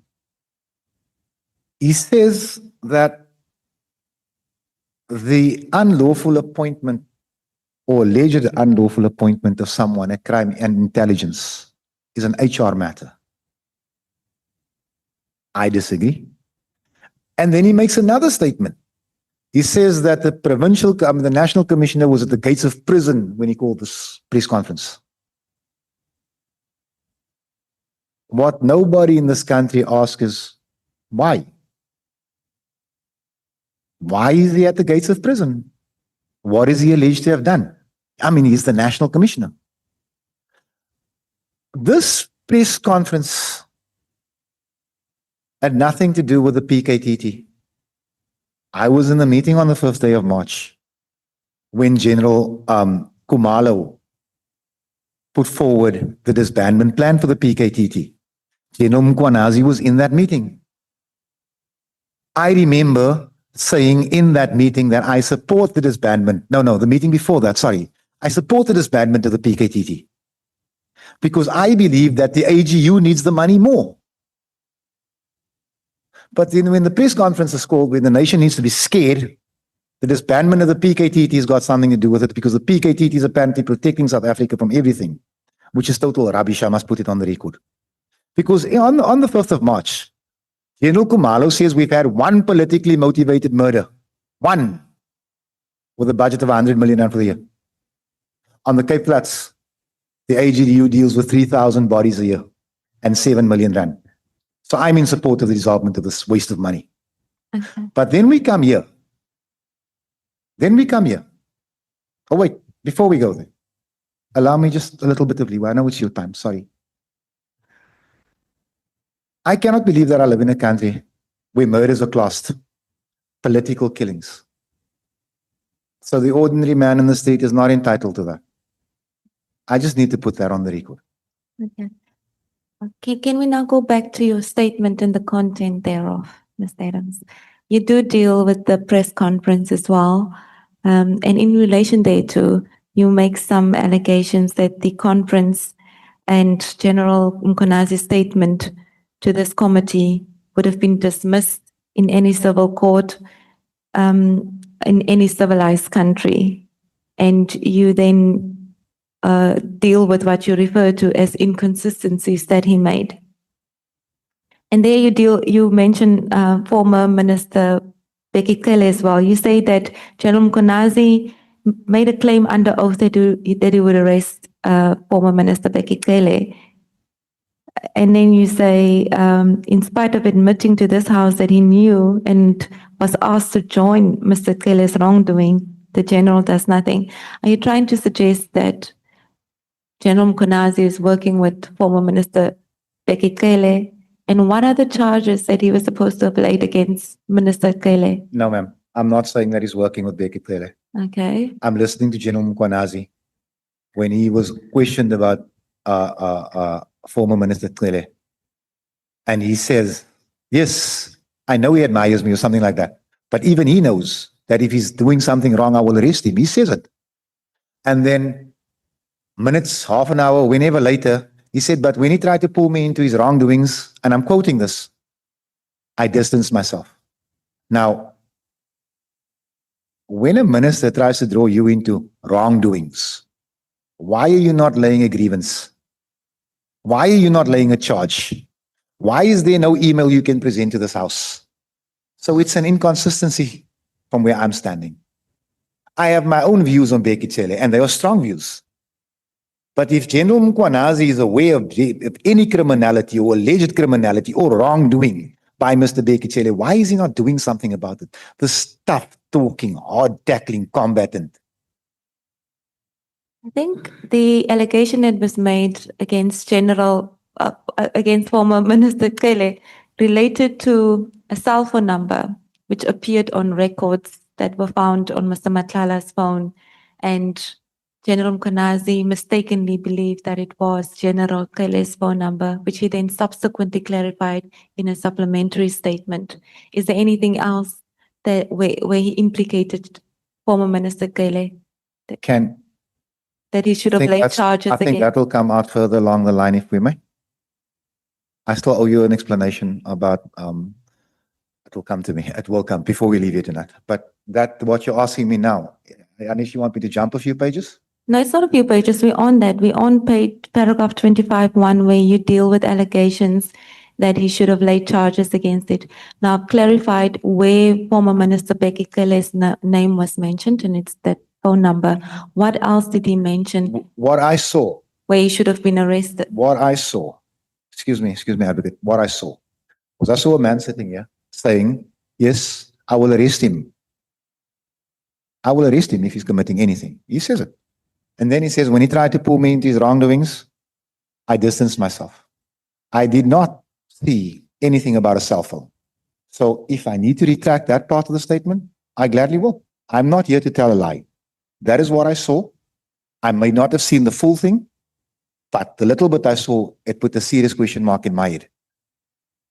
I think we're speaking past each other. I was trying to understand what other wrongdoing No, other than the cell phone issue did he mention? no, the general did not expand in the committee. The committee actually didn't interrogate that. Okay. Then in paragraph 25, you previously spoke about this, about the uprising thing, 25.2, where you say that intelligence was to blame for the uprising that happened in KZN. And then you say that General Kumalo was to blame for that. He was heading crime intelligence at the time.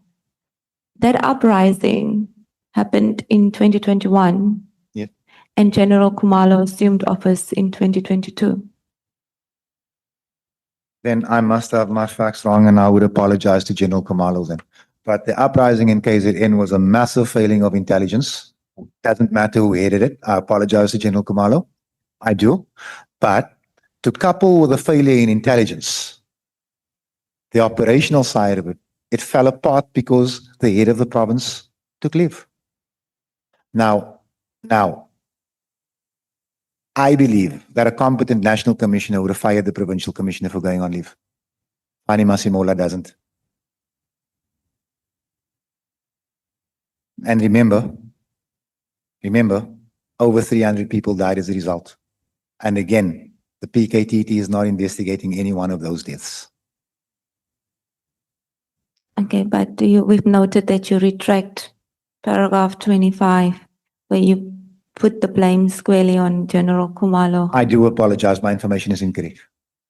Okay. Honourable Scosan. Thank you, Chair. I'll be quick. I just want to get it clear from our witness. The statement which the evidence leader was leading now, is he retracting that's the statement? Apologizing alone, it's different. There's a difference between apologizing and Honourable, retracting. Are you retracting the Honourable statement? Skosana, I will retract it twice just for your benefit, my brother. Not for my period. It's not about me, Honourable Member. Chief, I have retracted and I have apologized. You are retracting it. Yeah. Yeah, because apologizing and retracting are not the same, Honourable. No, I retract and I apologize. Thank you. Thank you.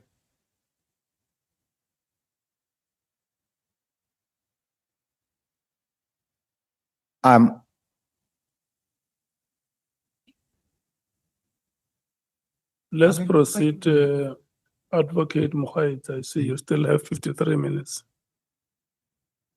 I still have 50 minutes. You have about 53 minutes to conclude. Okay. I will try to be quicker, Chair, and I think as Mr. Adams, Honourable Adams was talking, he touched on a lot of the things in the statement, so it should go a bit quicker now. General Adams, in paragraph 26 of your statement, you mentioned that General Konazi said that you must recommend that you spend time at Portsmouth, and we take it that it's in relation to the fact that you were had classified information which you made public, and you disagree with that because you say that it's not a crime to or rather the policies that regulate classified information does not allow you to cover up crime. Yes, Advocate, thank you. You know, it's such a stigma for people like me to end up in Portsmouth. But anyway, my opinion is strong. I do believe that General Mkwanazi is a constitutional delinquent. The man wants me in jail for reporting a crime. He would prefer that I cover up a crime. That's what he's saying. Now, I would refer General Mkwanazi to the Vuma versus IPA judgment, where it says that you cannot classify crime. And then if you can't read that one, there's a shorter document, it's called the MIS document. It says the same thing. So I'm covered. I'm covered by court rulings and a cabinet document. If General Mkwanazi feels otherwise, then he must come with documents, man. I'm not here for his opinion. I don't care about his opinion. His opinion of me is very low. And I can tell you it is mirrored by the way I feel about him.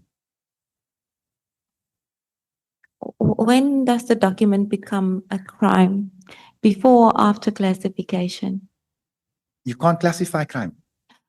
You can't. So- Furthermore, I would like this committee to ask who classified that information. Was it General Kumalo or was it General Masimola? Because you can't classify crime. The High Court has ruled. Honourable Adams, are you saying that the committee must look at who is the author of that document and ask for it to be classified, or of that information, and who asked for it to be classified, and that should be investigated, and that person should be, charges should be laid against that person because it's a crime? I would ask this committee to do the best thing in the best interest of the people of South Africa and the South African police services.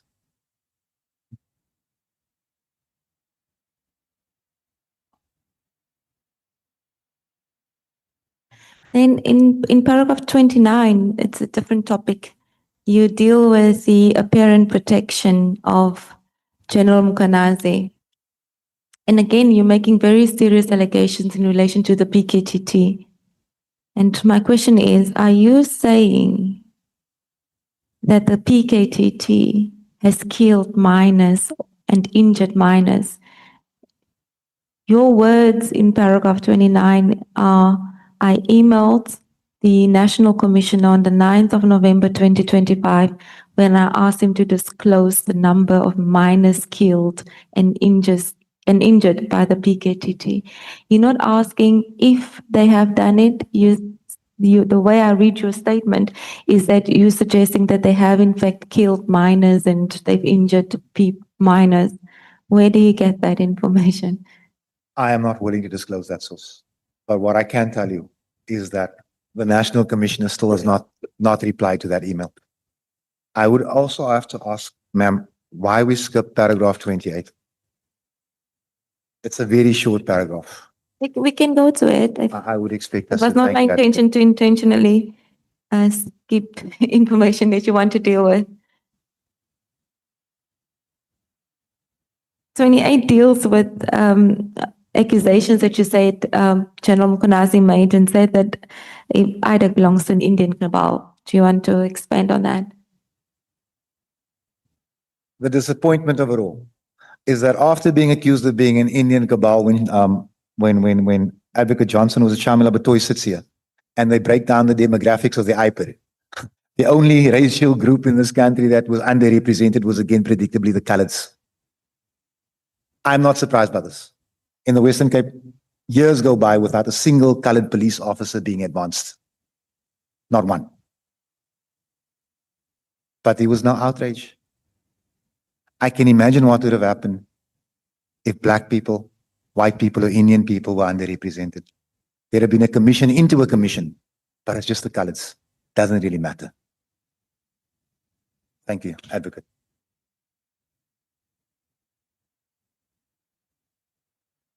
Okay. Again,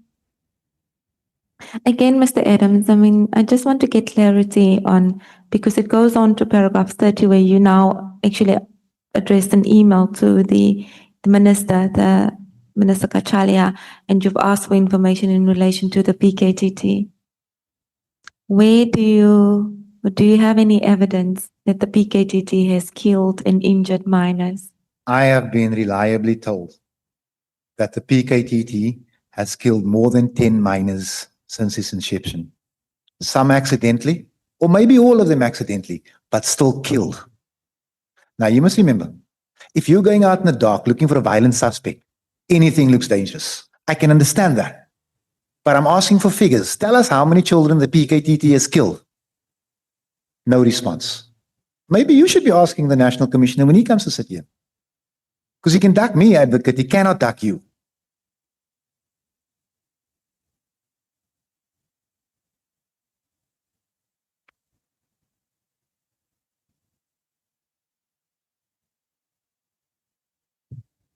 Mr. Adams, in paragraph 30, of your statement, you say that you've requested information, and I've just briefly talked about how you asked the Commissioner about information about the PKTT.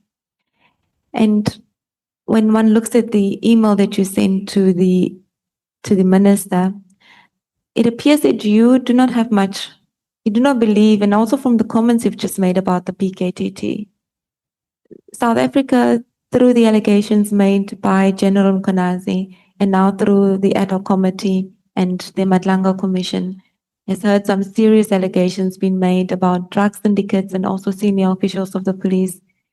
So it appears, one reads your email, that you do not believe that there's any merit in any of the allegations made by the PKTT, and in particular in relation to the drug syndicates that are said to operate in South Africa. You don't seem to believe any of that. Let me put it into context for you, Advocate. A cartel. I look at the Colombians. I look at the Russians, the Bulgarians, maybe even the Moroccans. Those are cartels. Pussycat Matlala is way too small for that job. And when you look at the evidence provided by Lieutenant General Kumalo about the existence of cartels here in this room, you might have Googled it. ChatGPT gives you a better description. There's no evidentiary information. The cartels are here. You'd be stupid to dispute that. But Pussycat Matlala is way too small to be labeled a cartel member or cartel boss rather.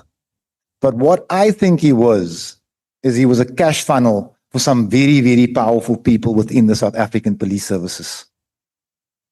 And if you like, and if you let me, I'll assist you because we're short of time to qualify my statement.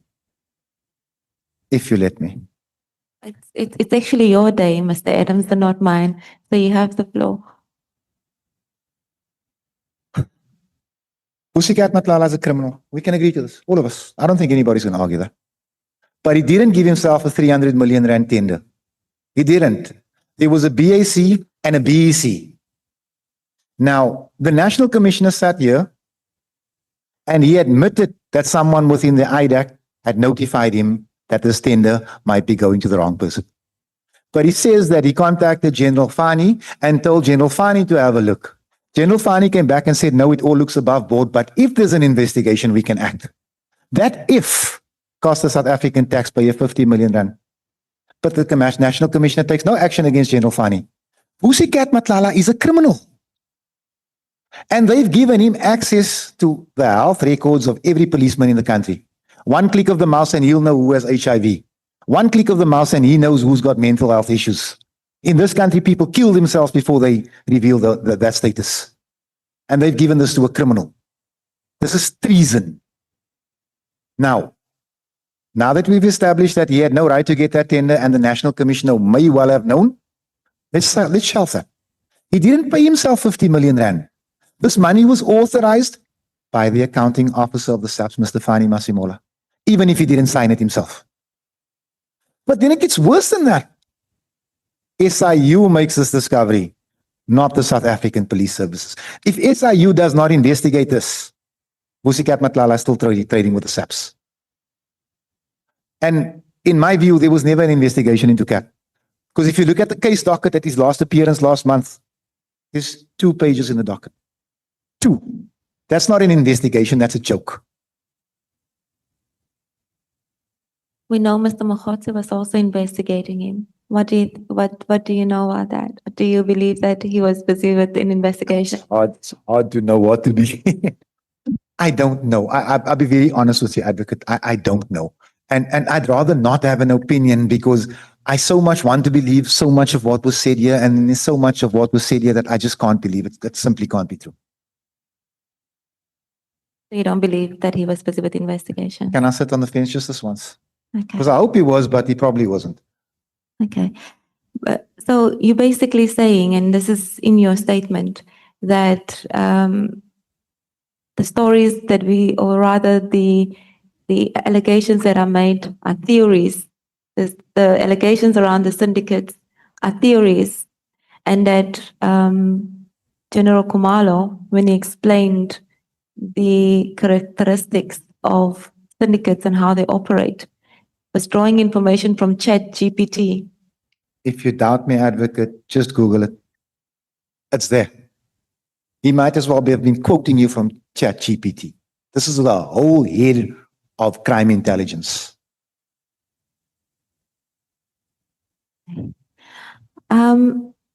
I'd like to move on from that and deal with something which you have mentioned quite a number of times, the murder of Cindy Saw. And in your statement, as part of your annexures, you've attached a statement from a person who you say was one of the accused persons, or is in prison right now. Do you want to just talk about that briefly before I ask you my questions on it? I just want to tie that into what happens. Patricia Mashali contacted me. This is how I met her. And she asked me to go and meet, if I would meet Bongi Nkosi Dlamini. He was a sergeant in the South African Police Services. So I went to Durban. I went to the Westville prison and I had a long chat with Bongi Nkosi Dlamini. And he was investigating the murder of Mr. Sindiso Mahaka. And this man claims that he was ordered by General Kumalo to arrest the mayor of Durban. And he refused. And weeks later, he was charged with defeating the ends of justice. And he spent 4.5 years in prison without bail, awaiting trial for a non-violent crime. And then he was found guilty by a judge, citing case law that doesn't exist in December. No, sorry. I think it was October. He's sentenced, just please don't quote me, October, it might have been September, but I'm saying October. He is sentenced in October. We are now in March. Found guilty in October. We are now in March. He still hasn't been sentenced. Because the minute they sentence him, he can appeal. So they leave this man to rot in jail. When I speak to this man, who I believe is a good policeman, was a good policeman, he says to me, there's someone inside of this prison that you should meet. I say, who?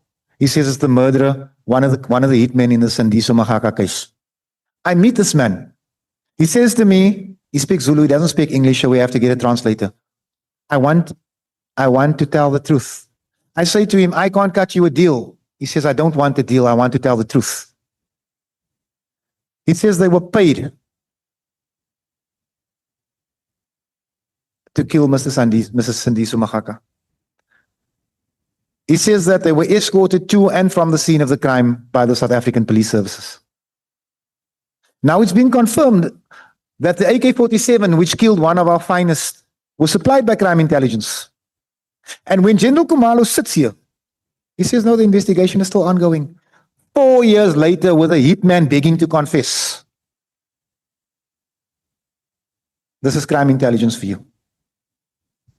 Can I just ask? I just need to finish, Advocate, because this is a sore point for me.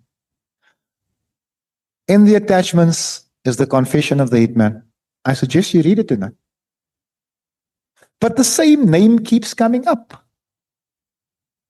I can promise you now, if you saw Fadiel Adams at a drug den 5 times, you'd say he was on drugs.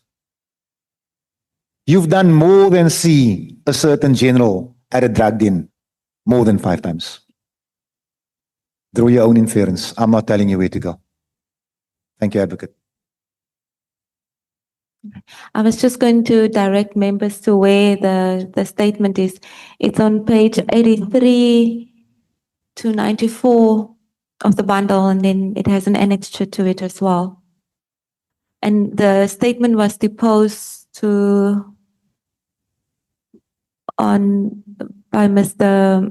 Sibusiso Malusi Tengwa, and it's, we have a stamp. It's not signed. The date is not signed, put on it by the Commission of Oath, but there's a stamp that indicates that it was deposed on the 26th of November, 2025.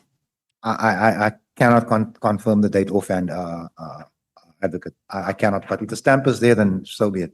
Yeah, and the Commission of Oaths has a stamp and it's dated 26 November 2025. So in the statement, in paragraph 19 on page 91, the deponent actually confirms that you did go and visit him, and that you visited him with Mr.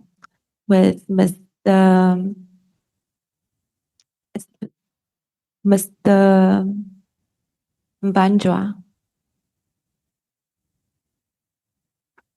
Yes, roundabout right.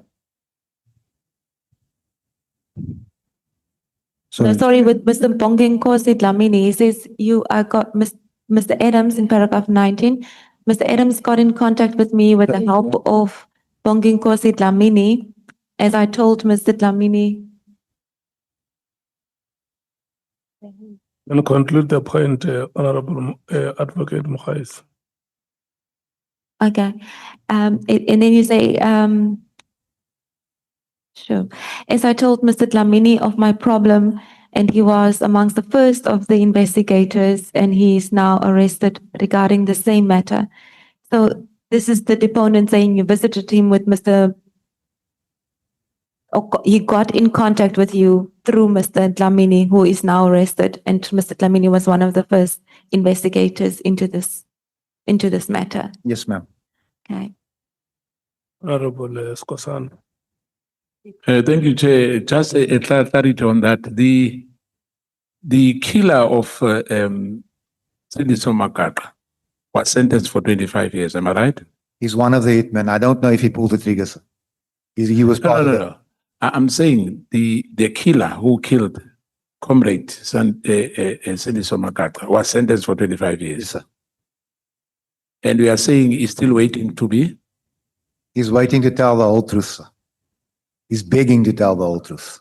Who paid them? The names of the people who drove them. So when he was sentenced, when he was the mitigation, he didn't tell what happened. He didn't tell, sir. Okay, thank you, Chair. Thank you, Honorable Skosana. Honourable Sols. oh, Chair, I missed the advocate when they were dealing with the sworn affidavit. The documents we have, it stops at page 83, attachment FAA8. The sworn affidavit stops at paragraph 3, and we have nothing else after that, Chair.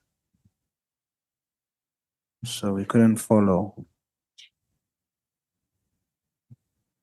Chairperson, just while the advocate is looking for that annexure, can I just go and see someone just to get a tablet for my shoulder, please, man? I want to finish tonight. I'm going to sit here all night if I have to. I just need some relief, please, man. Thank you.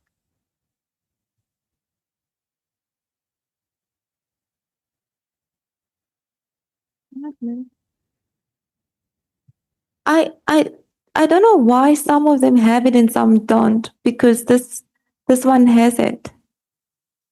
It's called the annexure bundle. I don't know if you're looking at the exhibit bundle, the annexure bundle, but this one has it. I'm not the only one, advocate.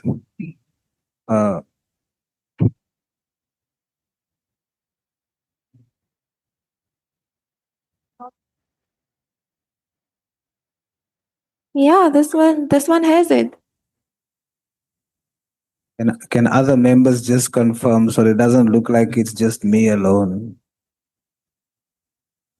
But here's one. You can have this one. EFF, do you have the whole? State for the record. Now it looks like I am the only one.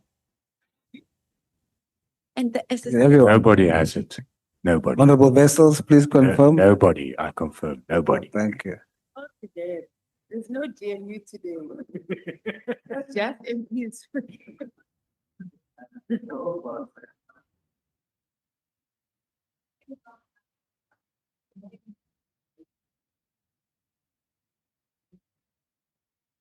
Okay, but the statement is on page.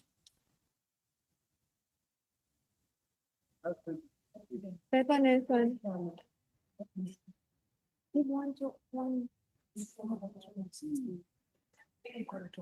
No, it's not because of the statement. This one is the statement. This incorrect, it has a statement. Yeah.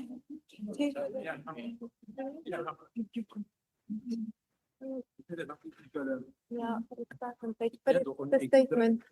It starts with the statement.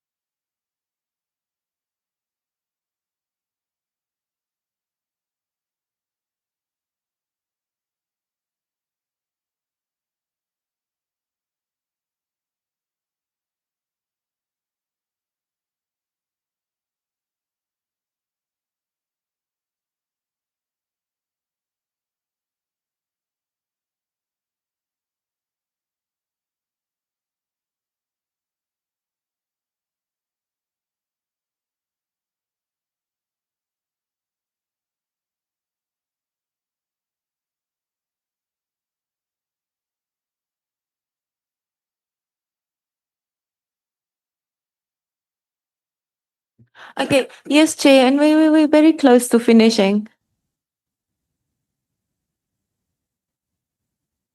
Okay, so Mr.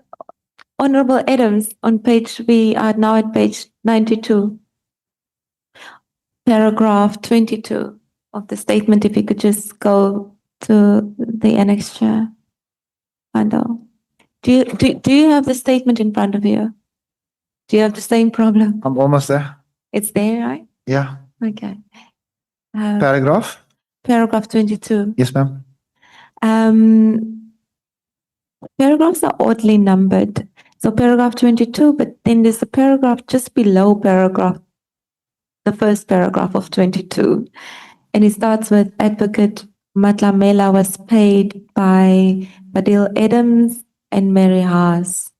They are the ones who ended up assisting me as I had no money left. Mr. Mbanjwa and Advocate Kaba has exhausted all my funds. So you were responsible with Mary Haas to pay for his legal fees. The gentleman in question had asked me, and I said if I could, I would contribute. And the next thing that I knew, Patricia Mashali called me to tell me that the legal fees had been taken care of. So I didn't have the time or the opportunity to contribute, but I would have certainly have done so.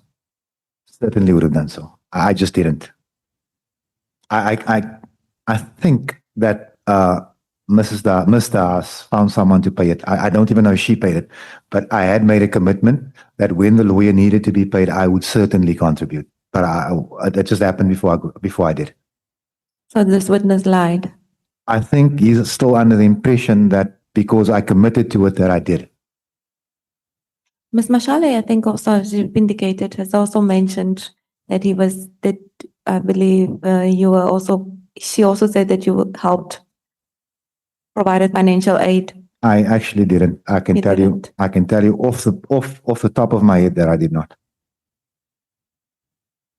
So, and I think I've asked this to every witness that seems to mention the other witnesses that have appeared before us.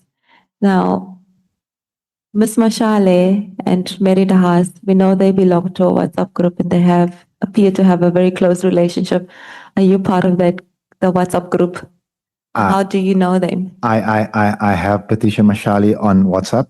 I do not have Mr. Haas on WhatsApp at the moment. I do intend to add her because I have a new number.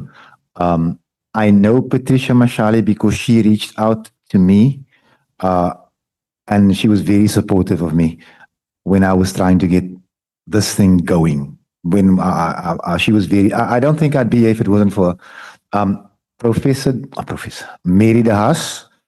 I think I called her. I think we've had about 2 or 3, maybe 3 telephonic discussions, just verifying information and that type of thing. I would, for instance, call her up and say, I called the professor at the time, I probably still will. Professor, do you know anything about, for argument's sake, Honourable Souls? And she would maybe say, yeah, you know what, you used to do this, that, and the other, but there's nothing serious in there. But I can tell you that Patricia Mashali has like a sister to me. So the one thing that strikes one heavy when you read your statement is the I don't know what to call it, but a quiet parent.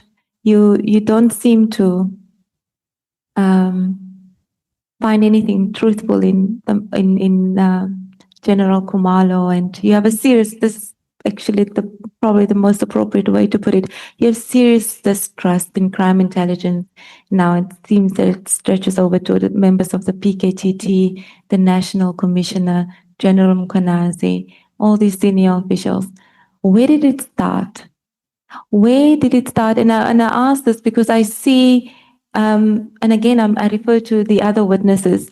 There's a number of allegations, very similar in nature, that seems to circulate, and these are all aimed against the PKTT, crime intelligence, and General Konazi and General Kumalo. When did it start? And where and who?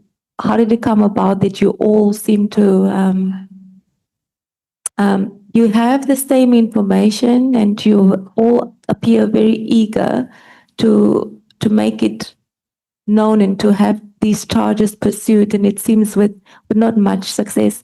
And I tell you why I ask, it's twofold. To first of all understand the relationship in this group and your eagerness and the distrust against crime intelligence, but also if these allegations that you are making and these other witnesses, if there's any merit in it, then I'm asking so that the committee can come to your aid, because it's more than one person that have raised the same allegations over and over again. I have a serious distrust of generals who lie to the public and to Parliament. I have a serious distrust. So I hope that explains part of that. The PKTT, for me, is a total waste of money. I actually don't care what anybody says. You have a unit, excluding SNTs and overtime and salaries, costing us 100 million a year. I say you could probably double that. Investigating a handful of murders. And then on the Cape Flats, you got an AGU combating 3,000 murders a year with 7 million rand to spend. Can you see the disparity? And let me be brutal and blatant about it. The PKTT is not investigating a single death that is non-black. And it gets overfunded. And on the Cape Flats, we are losing 3,000 youngsters a year. And the AGU gets underfunded. They put a different premium on a colored life in this country. And I think it's disgusting. So for me, if anybody is going to try and justify the existence of a unit that last year investigated one murder at a cost of 100 million rand, excluding SNTs, excluding overtime, excluding salaries, while we're burying 3-year-olds out here. 3-year-olds. It just doesn't make sense. The PKTT must be disbanded, whether you use the word immediately or not. So it started with the disbandment. Is that where it all started for you, with the disbandment? No. When did it start? Because you in your statement as well, you say that you used to think very highly of General Konazi. You used to see him as somebody who was a suitable candidate for the post of National Commissioner. Yes, ma'am. So where did it start? For me, it started in portfolio. It started when I picked up on little things, when they're ducking, they're diving, when they're telling little white lies, but you're picking up on it. I just know, man, this is not what it's supposed to be. And trust me when I tell you, it's not personal, but it's fast becoming personal, but it's not personal. It's not meant to be personal.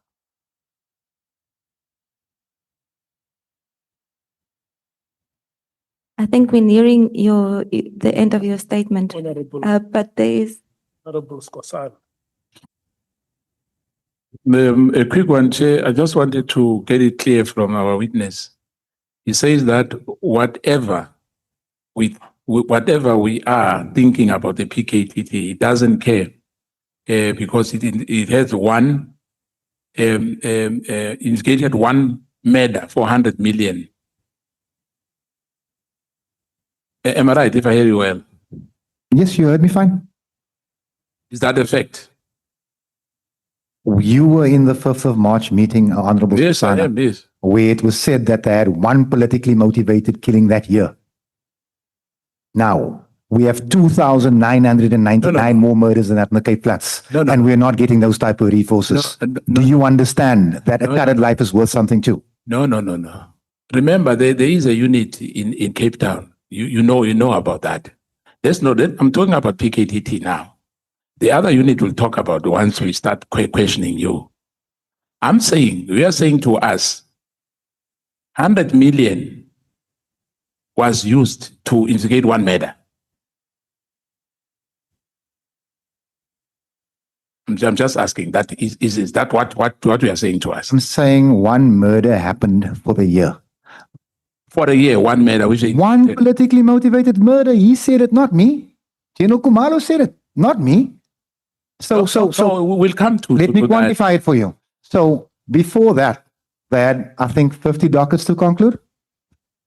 No. What I wanted to find out, you are saying it's one murder a year. That's what you said. I'm not saying it. Lieutenant General Kumalo said it in the 5th no, of no. March in portfolio that they had one political murder for the year. One. But you don't understand what I mean. Remember, I sit in that committee with you. I'm saying here, we are telling us, let's forget about General Kumalo, yourself. We are saying to us that they've spent over 100 million for one murder. I'm going to say it again. The PKTT's budget, operating budget for the year is 100 million rand. Last year, they had. No, I know it is. I know. Can I finish? Yeah. Last year, they had one politically motivated murder. One. I'm saying there's no way we can justify that. No way. It's impossible. But let me tell you, it's not true. But we'll come to that. No, then you need to tell General Kumalo that it's not true because I didn't make that presentation, sir. No, I remember we responded to General Kumalo when he was here.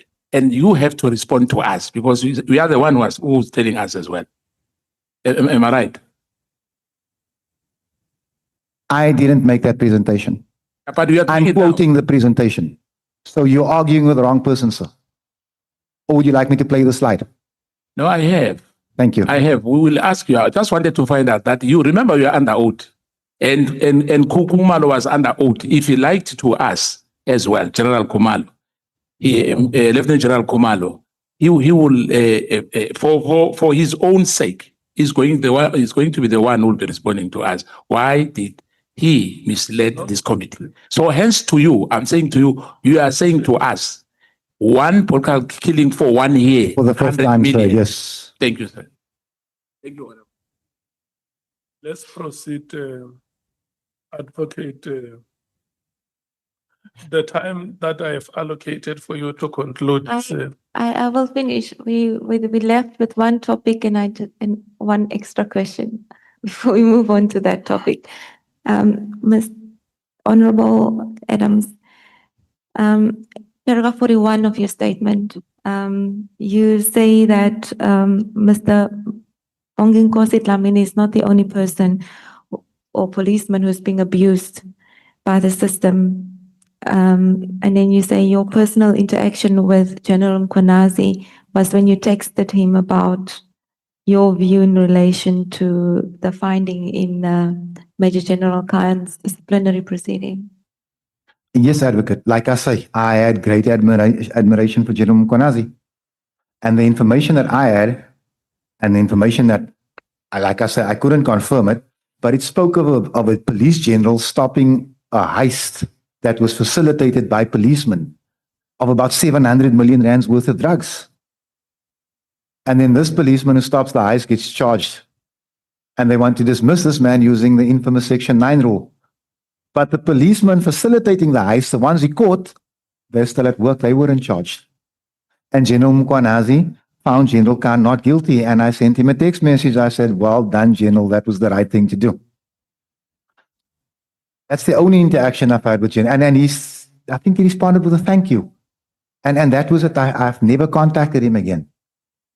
And that wasn't done for any other reason except the fact that the man stopped 700 million rands of drugs from hitting our streets.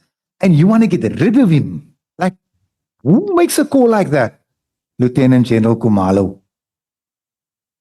Now, I'm going to save you some time, Advocate. I want to demonstrate to you how crime intelligence in this country works. They want to get rid of General Theo. They do.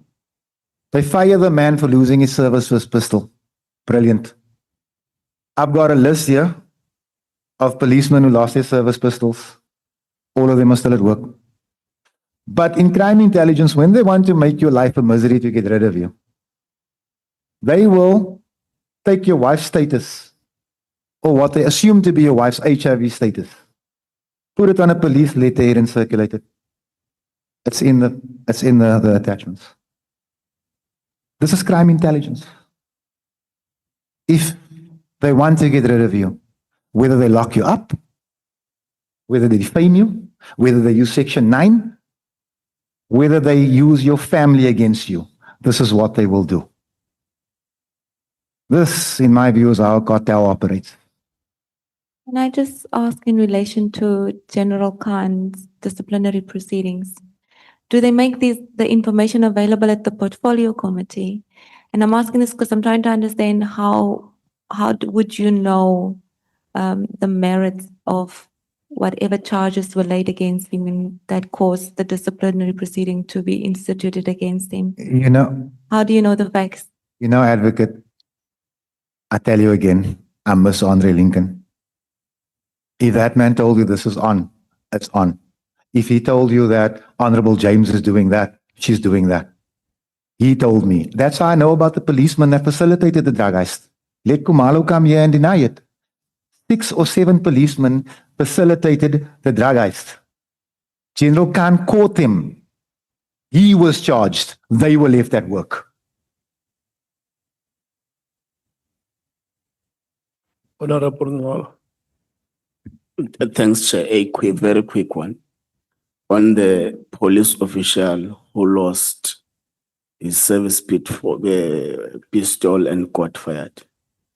Is it not that he got fired not on the basis of losing the pistol, but on the basis of losing the pistol and manufacturing lies of how the pistol was lost? Was he not fired on those bases? Chief, he was fired using Section 9, not through a DC. That's why it's before the CCMA right now. The point is, I don't know what section is it, but the point is, was the firing on the basis of losing a service pistol, or was it on the basis of losing a service pistol and make misrepresentations to the police service? Okay, let me answer it for you this way. There was no DC, so there's no minutes. But I'll answer it for you in another way. Let's say that he was fired for fabricating evidence. General Ushaba was charged with defeating the ends of justice. He's still at work. The officer who laid the charge against him was fired using Section 9. Where's the consistency here? No, but you don't get my point, Honourable Adams. Leave those examples because it's a complete different issue, that one.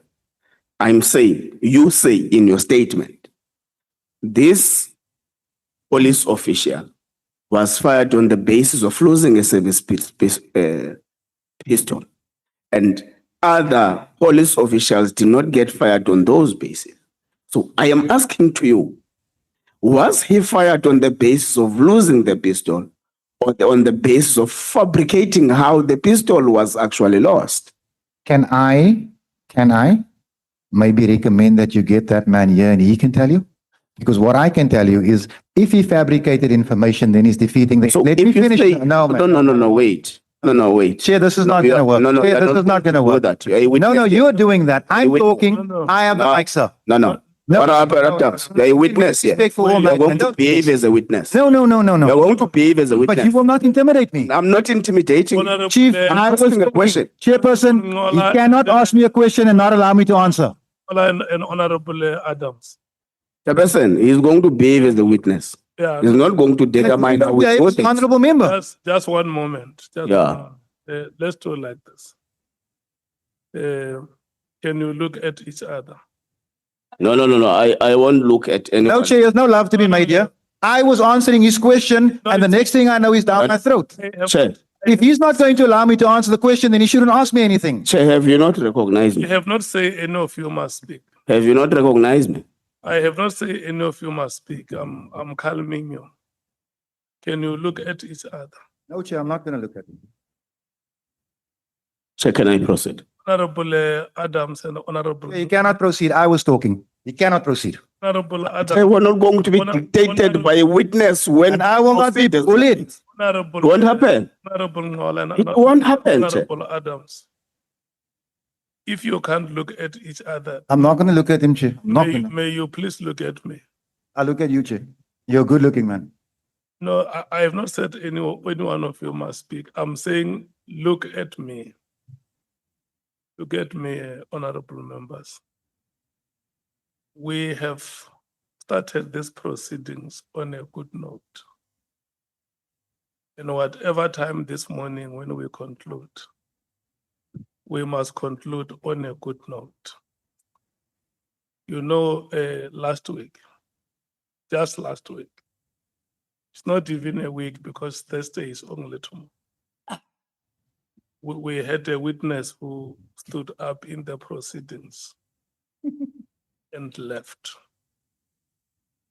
And when he left, the chair kept on calling the witness for his attention. And the witness never dared to look at the chairperson. And so now, when I call you by names, and you can't listen to me when I call you, I become scared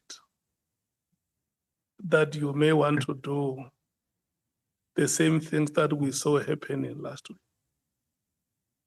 Can you please listen to me, honorable members? Yes. Let me start by saying this to you, Honorable Adams, because I have been observing. When members ask you questions, you say to them, call that person to come and respond. If you made that statement in your affidavit, or if you make a statement in your affidavit and you are unable to substantiate it, then that part must be withdrawn because you can't make a statement and when members ask you a question, you say you must call that person to come and respond to these things. I don't think it's going to help us in these proceedings. What we request from you is that you give us honest answers. If you are unable to respond to a question, you can just indicate that I do not have an answer to that question, because if members ask you questions based on your statement and you refer them to another witness or another person who may not even be a witness, it's like an exchange of banter. So let's not take that route. And then Honourable Ngola. Honourable Adams is not the first witness to appear before you. There are many other witnesses that have appeared before you. And we have not seen the side that you want to show us today. Can we please persuade you to maintain your calm and ask the witness the questions that you want to ask him? Thank you so much. You can proceed. Thanks, Chair. My hand is up. Chair. Chair, we have Chair, always, my hand is up. Yeah, he's still asking questions. No, You will come. We'll come after you. No, it's not a question, Chair.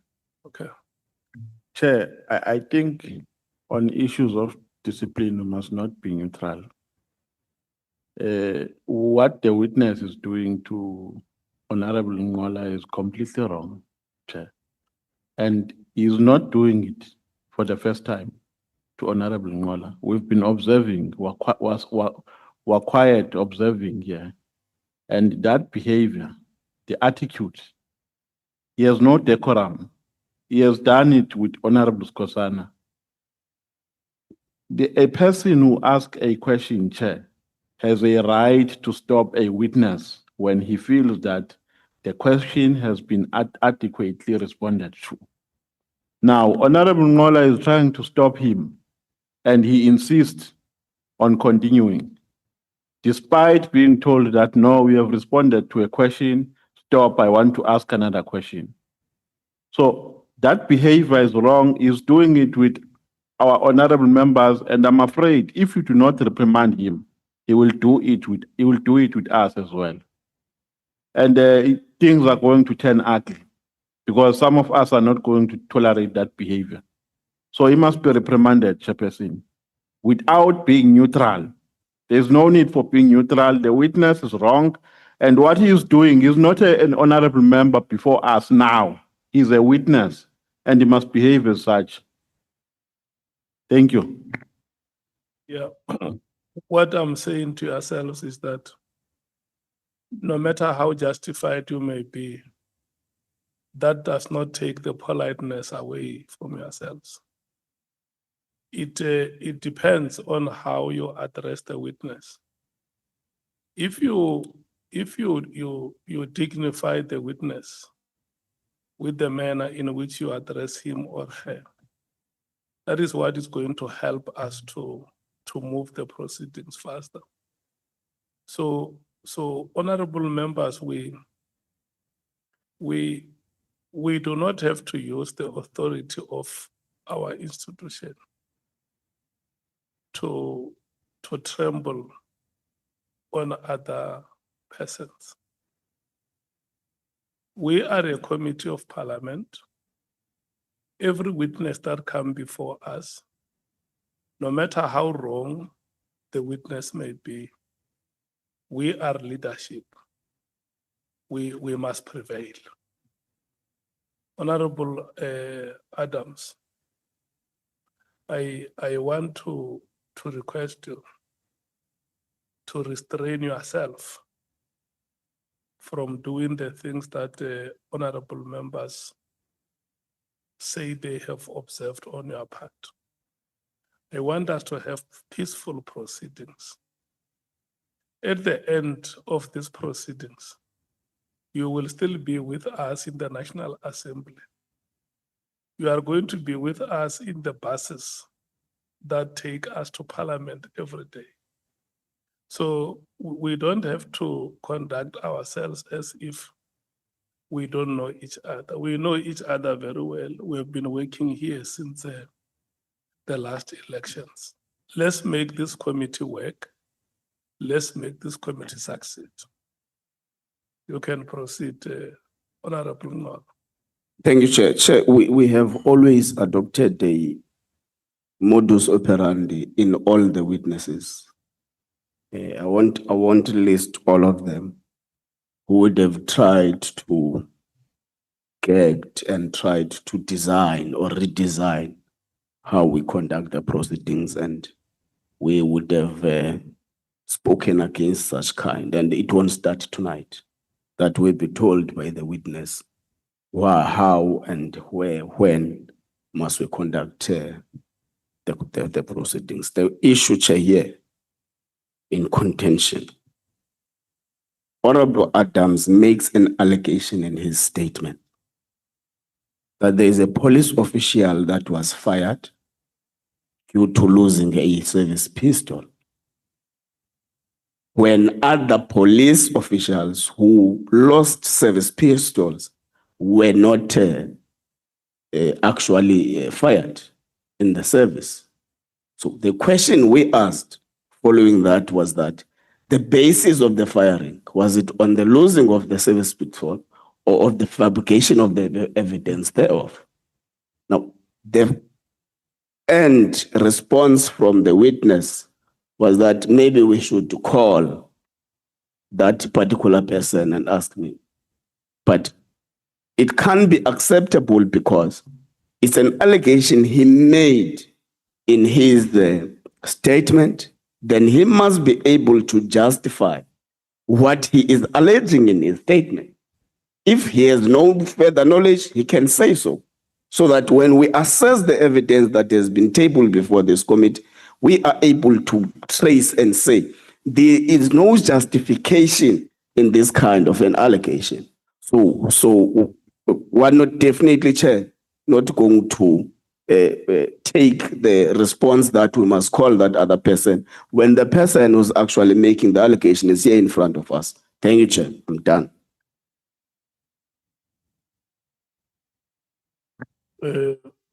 Honourable Adams, do you have a response to the question that has been?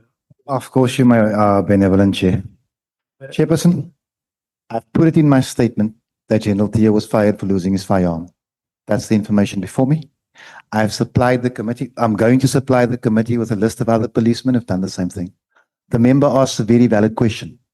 I attempt to answer. The member doesn't like the answer. I say to them, maybe. You heard him say, maybe. I'm not telling this committee what to do. Maybe, because all the facts would be with the person affected. Next thing I know, the member's down my throat. Next thing I know, people are complaining about my behavior. I didn't come here to be like chairperson. I'm almost through. I've been polite to everybody inside here. People are using the advocate's time, right? And getting upset when I give an answer. You can get upset on your own time. That's okay. Honourable Susana asked me the same question 5 times. Yeah, I answered him 5 times. Listen, understand, chairperson. I'm trying to work with everybody here. You Now, must- if people are going to get upset because of you must nitty-gritty not things, be- we're never going to get through this. You must not be impatient with them. Our work is to probe and when 100% chair, and I'm here to be probed, chairperson. yes, we can ask you one question in many ways. We are probing. Advocate Mohaitz, I have given you an extension by 30 minutes. Chair, I just need 5 minutes, actually. Or rather, Okay, just wait. Honourable Scosan has hand this up. Thank you, Chair. I just wanted to, No, you are protected by the chairperson. Yeah. It's me who has. no, I'm recognized listening you. to, yeah, it's fine. Because I don't want to have gestures. And because, if there's gestures, I get distracted. What I wanted to find out, a quick one, you spoke about, Chairperson, excuse me, Honourable Susana. Can you just repeat what you said? no, I'm still going to ask. I just kept quiet because there are some people talking. So what I'm saying, Chair, I wanted to find out from the honourable member. You spoke about Lincoln because I don't want to mix the two. I think you're talking about Comrade Lincoln, who was the general here. Is it the same general who joined your party, NCC? Yes, General Andre Lincoln. Yeah, what I'm saying is the one who was your member. Yes. Thank you. Okay. Let's proceed. I'm sorry, Chairperson. I lost something about distracted from Honourable Susana, so I'm still confused. That's why I asked him to repeat.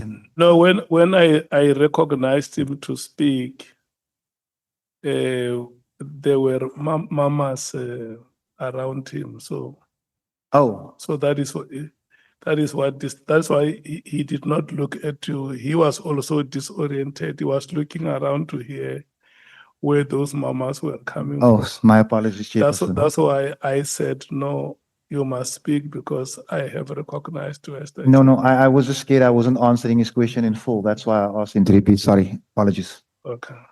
Advocate Mohaitz. thank you, Chair. Mr. Adams, we are dealing with, I believe, the final topic in your statement it starts on page 14. It's Yeah. the defamation. If you can please make sure that you conclude that topic in 30 minutes, I think Yeah, Chair, I think. it will save our time. Yeah, I think it might even take less. It really also depends on Honourable Adams because this might be a topic that he feels strongly about, and I think I want to give him an opportunity to speak on it, a fair opportunity to speak on it. Honourable Adams, under this topic, you make allegations that General Konazi lied under oath. And when he made aspersions on every member of the bench, politicians, and the judiciary.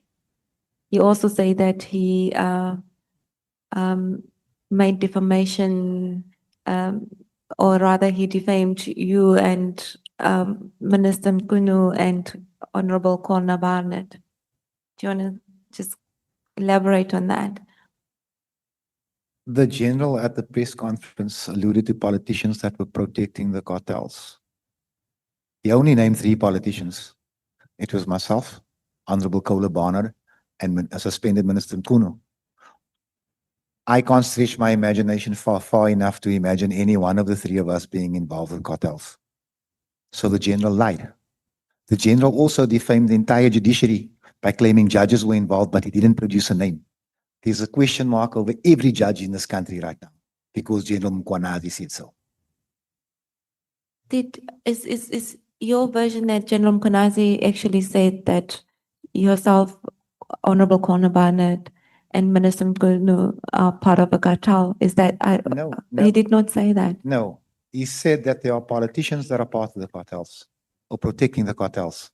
But when he came to this house, he only spoke about Honorable Kola Barnett, myself, and the minister. He didn't mention anyone else. But he doesn't have the evidence or the balls to say, Adams, you are connected to a cartel. Listen to how I say it to you. Jerome Konazi lied. I have the evidence and the balls to say it. What is that evidence of his It's right lies? before you. He said that the judiciary was implicated. He sat here. When he was asked to name the judges, he couldn't. He lied. So when you say the evidence, it means your statement. No, ma'am, his words, not mine. He said he will name them at the right place. This was the right place. He lied. Okay. And then you also speak about the charges that you laid at IDEC. Now, there was an internal investigation, which we've learned that the National Commissioner commissioned into the allegation, or rather the charges that were made by IDEC against General Kumalo and General Lushaba. And I take it the purpose of the allegation of the investigation was to see if there was any wrongdoing on their part.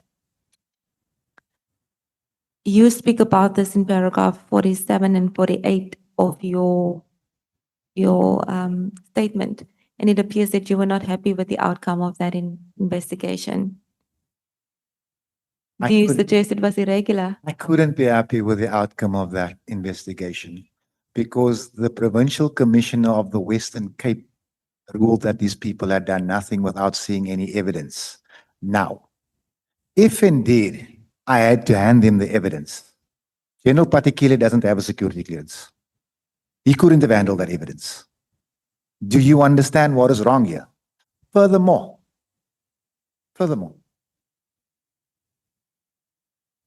I contacted General Patekile in the heat of all of this a few months ago. I called him, I said, General, I can take care of my own security. I just need a threat and risk assessment done. I need to know where the blind spots are. You tell me where to look, my people will look at it. 4 days later, I WhatsApped him. I said, General, this is an urgent thing. Or you're waiting for me to get killed or something like that. The next day, I got a phone call. I declined it immediately. I don't trust the SAPS. Understand this. Witnesses are getting killed. I asked the provincial commissioner in the Western Cape, the same provincial commissioner that finds these people not guilty, do a TRA for me, please. He doesn't.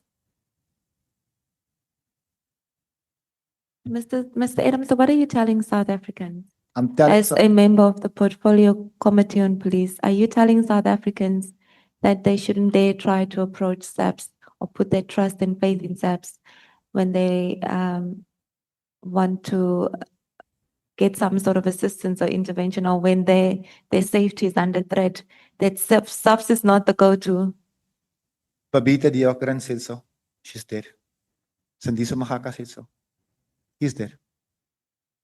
General Kumalo sat here and told you that 90% of the South African police services in Gauteng is corrupt. What do you want me to tell South Africa? He told us that 90% of Gauteng SAPS is corrupt. I don't know how we arrived at that conclusion, but do you know what he's done to the morale of the Gauteng SAPS? Now, do you people understand that these are people that just don't care? They'll say anything to save their own skins. We don't see any evidence of any of these serious allegations that you've made. The WhatsApp chat between myself and General Patekile, I can send to this committee. But what would that tell us? That would tell you that I asked for a TRA from the commissioner of this province and that he dilly-dallied, and I almost got the impression that I was being left out, that I was being hung out to dry. That's the impression I got. Now, if you doubt what I'm saying to you, there's a commission report out in the Western Cape that the top management of the South African Police Services is working with a numbers gang. It's a finding. It's not me saying it. Do you understand why we don't trust the SAPS? Do you understand why I ducked these people? Do you understand why my dockets got missing now? Did it implicate the people that you've mentioned here? You've mentioned the I- National Commissioner, you've mentioned General Kumalo and Konazi. Are you implicating them? It actually doesn't implicate the three of them. I'm talking about the top management of the Western Cape SAPS. Now, I've not seen the report because the Premier has yet to release it. But I know for a fact that it does implicate some of the very top management of the South African Police Service, Western Cape. Honourable Adams, is there anything else that you'd like to add before we hand over to the members? You know, ma'am, there's such a lot I want to say, but I can see tired minds here. And because I'm actually looking forward to the cross questioning, I'm going to say nothing for now. Thank you very much. Thank you, Chair. That concludes the reading of evidence. Skosana. Clarity seeking question, Chair. He says that General Mkwanazi lied about the judges, and I think General Mkwanazi spoke about the judiciary. We as politicians here, in particular, about me, I've spoken about judges and I even named some of them on bail as we speak. As we speak here, they are on bail. So even if he said judges, some of the judges are alleged that they are busy with corruption. I mean, that would be tested as well. For you to say he lied, and he never spoken about judges, said the judiciary. You can go back again. But thank you. I just wanted that clarity to say that when you say he lied, because we are not finished as yet. We'll have our finding, a report to Parliament. Honourable Susana, Yes. if I had made that statement, you would have asked for names. If I failed to provide names, you would have thought I was lying. I'm asking for consistency, like I did in the case of General Theo. That's all I'm asking for. Treat every witness the same, treat all evidence the same. Then South Africa wins. That's all I'm asking for. Thank you.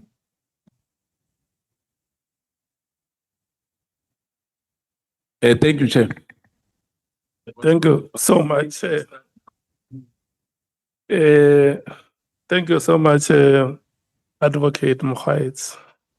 Thank you so much, Honourable Adams, for the evidence that has been presented before the committee. We have now reached a stage where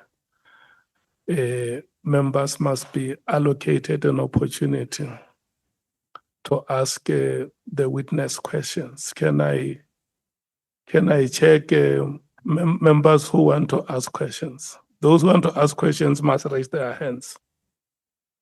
I see. Wait. Point of clarity, Chair.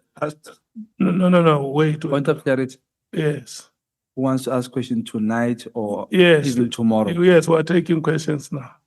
Oh, okay. Yes. Can I check members who want to ask questions? 1, 2, 3, 4, 5, 6, 7, 8, 9, 10, 11. Honorable James, your hand is not up. I assume that you are not going to be triggered. No, I'll go tomorrow, Chair, because there are certain things that I need to verify. Eh? There are certain things that I need to verify before I can ask my questions. No, tomorrow we have Mr. Paulo Sullivan and Miss Sarah Jane Trent. Mr. Adams will not come back again because we are finishing tonight. Can I see how much time you need per speaker? Honorable Sangoni, how much time do you need? 15 minutes, Chair. Thank you. Honorable Nola. 15 minutes, Chair. ANC speaks in one voice, late at night. 20 Honorable, minutes, Chair. Honorable Nomvalo. Chair, you called me, Yes, 20 minutes. we need 20 minutes. Yeah, I'm just only adding 5 for Okay. my minutes. Honorable Nomvalo 15, all of us, for the MKP. MK. But Okay, the DA. no, not combined, Chair. I'm sorry, Yes. 15. Yeah, I heard you. Yeah. The DA.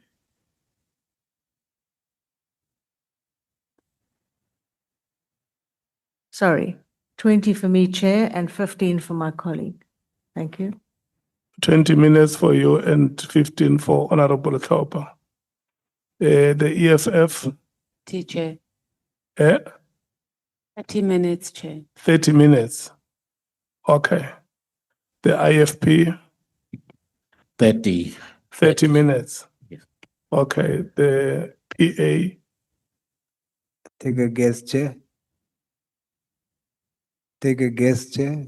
you need 30 minutes. Thank you very much, Chairperson. Thank you so much. Honourable James, 20 minutes, Chair. 20 minutes. Honourable Vessels, 10 minutes. 10 minutes. Can we start, Honourable Sangwan? Chairperson, just before my honorable leader starts, can I just go to the bathroom just to wash my face, please? Man, I'm really hurting. I'll be back in 5. Thank you. Thank you so much.